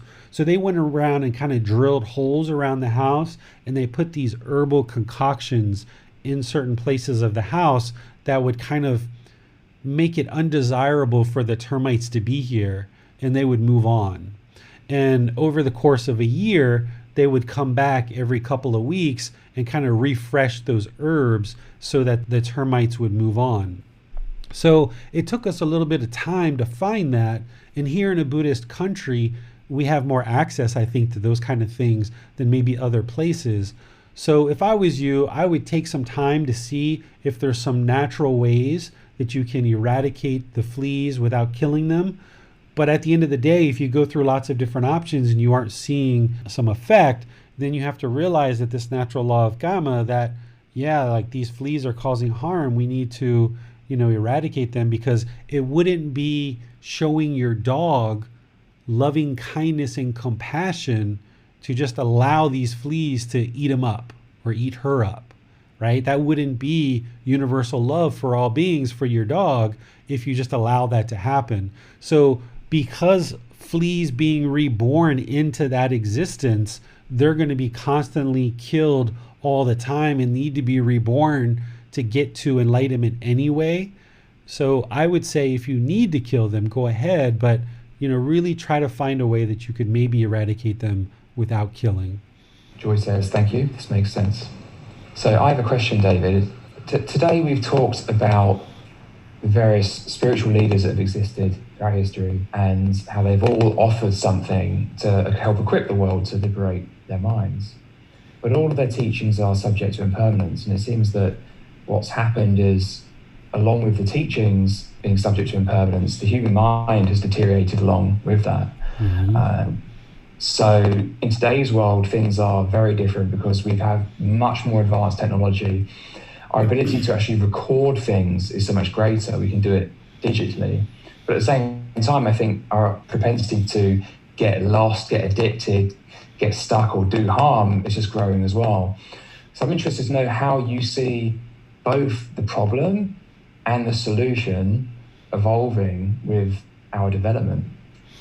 So as Max is explaining, 2,500 years ago, Gotama Buddha came, he lived one life, he taught for 45 years, he shared the teachings.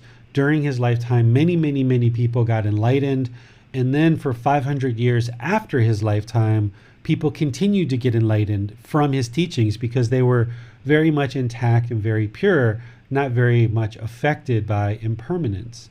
Well, Gotama Buddha described these 500-year cycles that his teachings would go through. In the first 500 years, he said lots and lots of people after his death would continue to get enlightened. And then he said the next 500 years, people would be really good in meditation, but there would be less and less people getting enlightenment. Then the third 500 years, people would be really good at scholarly pursuits and actually doing scholarly things. And this is where we see a proliferation of lots of various traditions and sects of Buddhism. This is where things started really splitting off because people became very scholarly, writing about his teachings a lot. Then the fourth cycle, he said people would be really good at giving and generosity, kind of contributing resources and money for the sharing of his teachings. And if you look in Thailand, this is the time period where a lot of temples were being built in Thailand. So lots of people were giving money. And then he said the last 500 years, which is what we just ended a couple of years ago, he said that the monks and householders, essentially the ordained practitioners and household practitioners, would be arguing and fighting over what his true teachings actually were. That during that 500-year period, people would be disagreeing and arguing about what did he actually even teach, because impermanence would have affected his teachings so massively. So he predicted this slow degradation of his teachings based on impermanence, based on things constantly changing. And then he talked about what was going to happen next after that. Well, even though the Buddha predicted this and he explained this was going to happen, the same thing has happened with Hinduism. The same thing has happened with Christian teachings, Judaism, and all the other teachings, Muslim teachings and everything. There was an original teacher who came, showed up and taught, and then after that person's death, the teaching slowly degraded with less and less and less people understanding and actually practicing those teachings. And that's the reason why we see the world in such a condition that it is today. Because as the condition of the human mind across humanity has dissolved and has been degraded and has become polluted, all of our collective decision making, our individual and collective decision making, has also been problematic. We've made horrible and more and more horrible decisions because we were unaware of all of these various teachings. And that's why we see so many problems in the world, whether it's murders or drug abuse or suicide or orphans or pollution to the environment, human trafficking. We could keep on going down the line of all the problems that we see around the world, including corrupt politics. Well, all of this problems in the world is based on humans' decisions.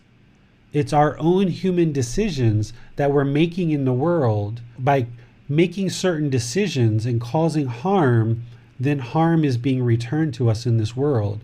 So what Gotama Buddha's teachings are essentially doing, when you study his pure teachings, as I'm going to share with you in this program, is it's equipping you through his realizations, through these natural laws of existence, to independently discover the truth for yourself. And when you discover that truth, that wisdom that more and more people in the world will have as a humanity, as more and more people learn these teachings and gain this wisdom, we will make better and better choices moving humanity to a better and better condition. Jesus Christ talked about creating heaven on earth, right? Creating heaven on earth. Well, what I shared in a previous talk is it is these teachings that is going to create heaven on earth. But the way that that happens is through all of us learning these teachings, learning this wisdom, seeing the truth for ourselves, and as a humanity, making better and better and better decisions so that we aren't causing harm in the world. So by all of us practicing universal love of all beings, do no harm, and be a good moral person, which is going to come through in these teachings of Gotama Buddha, you will observe how your life is going to become better and better. The people around you, their life is going to become better and better. And as this spreads to more and more people in the world, then all of humanity will become better and better and better. But just like each human mind needs to gradually progress towards enlightenment in this better life, this better way of life, all of humanity needs to progress gradually as well. And I would say that this is what all these teachings have been doing. Hinduism, Buddhism, Christianity, Muslim teachings, and so forth, they've been gradually moving humanity to a better and better place. But the challenge is that we don't have massive amounts of people that are really focused on learning and practicing these teachings. So one of the things that I'm doing is putting these teachings in a way of preserving them through book, through audiobook, through videos, through podcasts, through all the various resources that I share. I'm putting them in a way that can be shared for the rest of my life as well into the future, so that more and more of humanity can learn these teachings through these resources in a way that's been preserved, and then more and more and more people can be learning and practicing these teachings. And this is why I talked in a previous talk, at some point I will start moving towards getting access to mass media in all the various countries and all the various continents, so that more and more people can become aware that you don't have to live with discontentedness.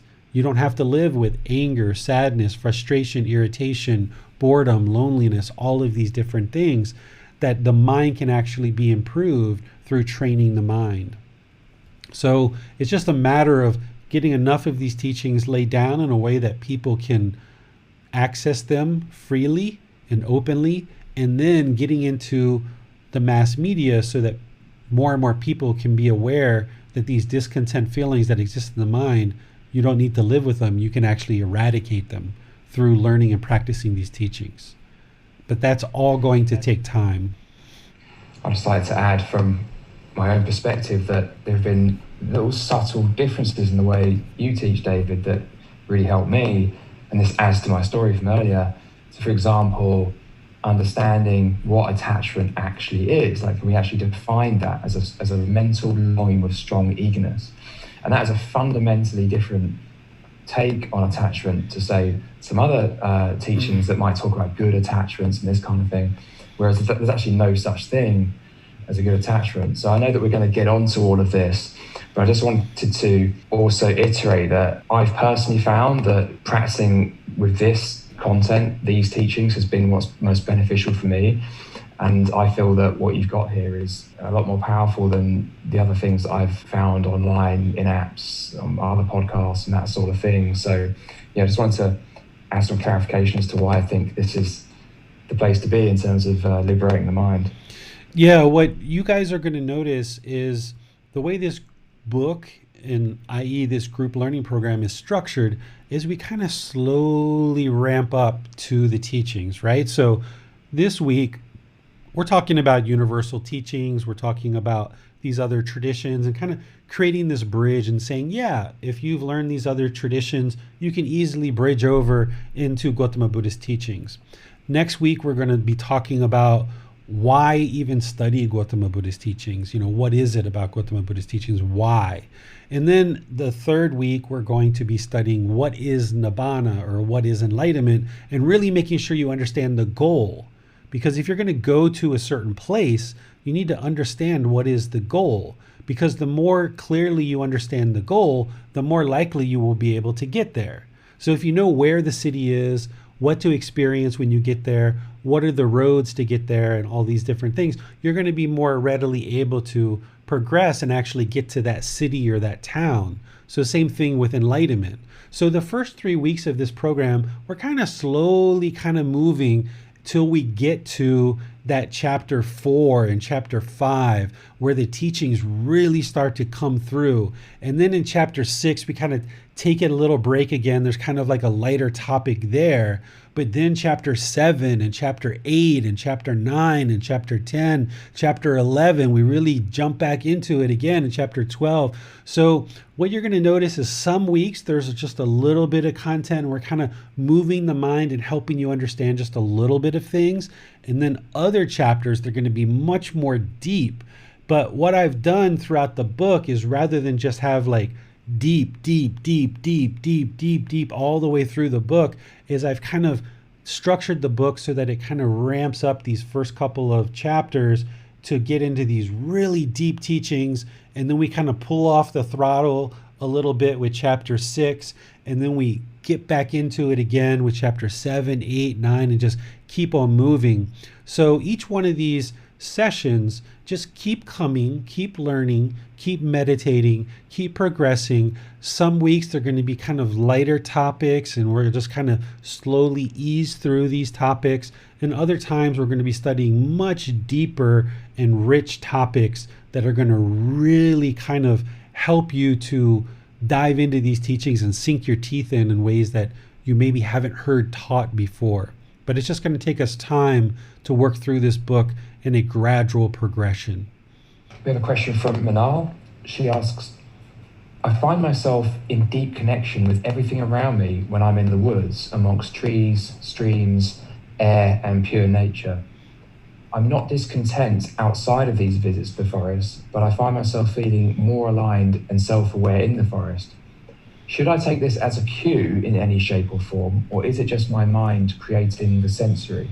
No, this is actually quite a common indication that the mind is waking up. As you learn and practice these teachings more and more, as the mind awakens, you will start noticing a deeper connection with nature, with animals, with other human beings.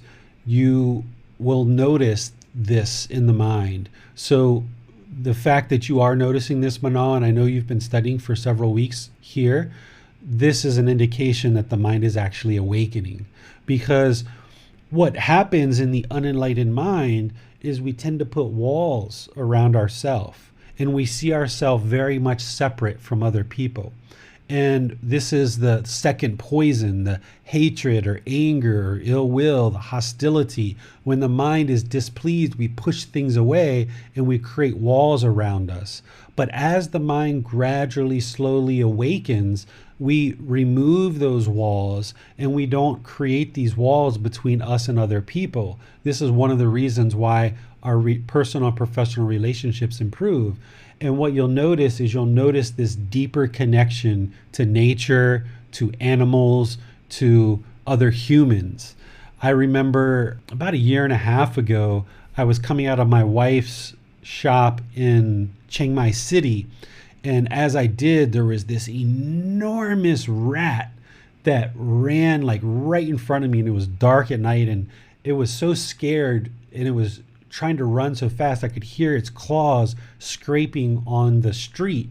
And I mean, it was like 2 feet in front of me. I mean, one more step, I probably would have stepped right on top of it. I mean, it was as huge as probably like a beaver or something like that. At least that's what my mind remembers.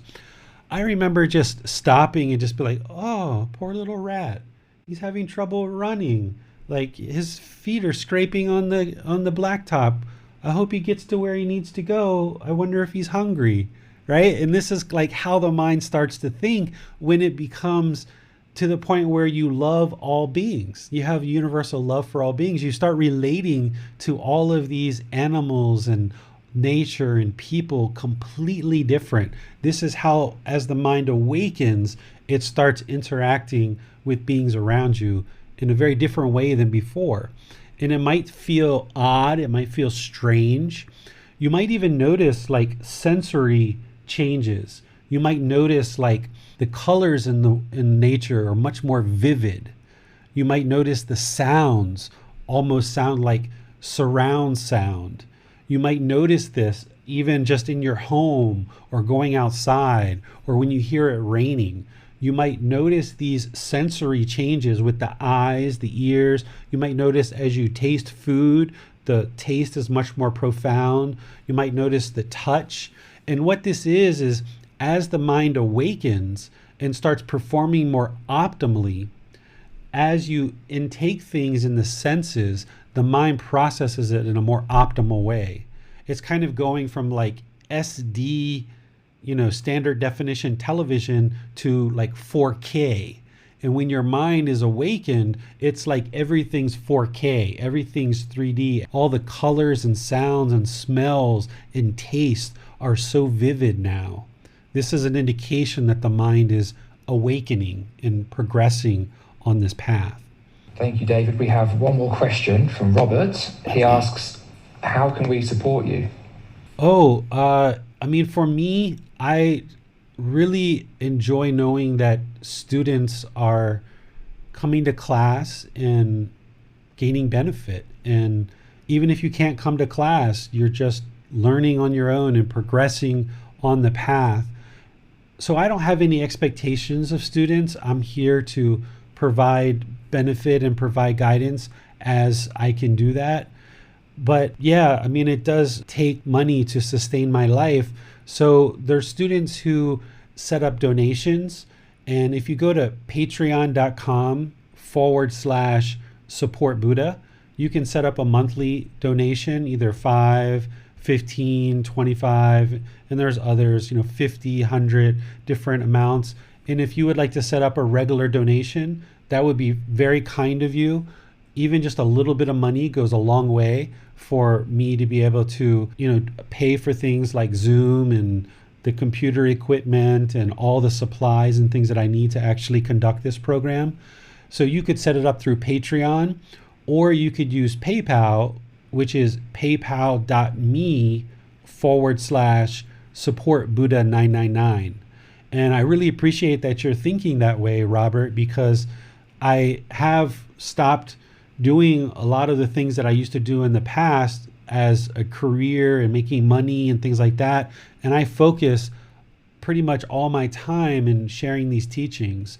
And for a class like this, I spend many, many, many hours before class, during class, and after class to share this content with you guys and to offer the teachings through the Facebook group and the private guidance that I offer in the different ways that people will contact me.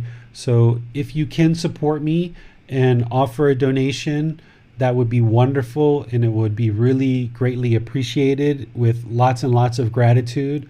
But I wouldn't want anybody to feel they're expected or have to do that, or I wouldn't want that to stand in the way of anybody learning and practicing these teachings. Because from what I've done is I've come off of major income that I used to have and brought my life down to very minimal existence. The clothes I wear, shirt and pants, cost $10. The food that I eat on a given day costs about $5 or $10. I live a very basic, simple life.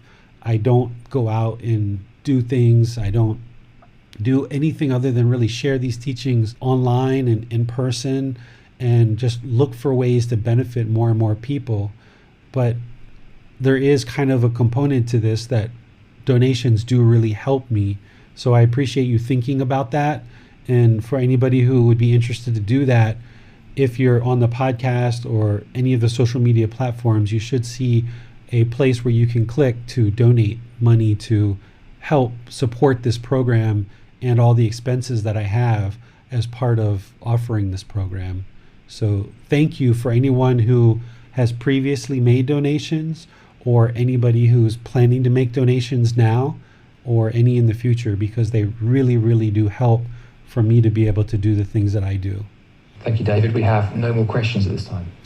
Okay, well, I will just end class by once again thanking you all for joining. Thank you for choosing to dedicate time and effort to learning Gotama Buddha's teachings. It's absolutely the best thing you'll ever do for yourself and those close to you and all of humanity. I share this with people all the time because as you learn and practice these teachings, your life is going to get better and better. The people around you, their life is going to get better and better because you're not causing harm in the world. And humanity is going to get better and better. We have an opportunity here for you to learn and practice these teachings. You're welcome to bring friends and family, anybody you like, into the program. And we will just slowly, gradually, each week, make our way through this book and through this content where you can gradually learn to awaken the mind to this enlightened mental state. You've got my energy, my commitment, my attention, my dedication to sharing these teachings. If you meet even half or 10% of the dedication that I have, if you can just match that by like 10% or 50%, you're going to be doing yourself a very, very good service to really dive into these teachings. So between now and Wednesday, if you haven't read this first chapter yet, read the preface and the first chapter.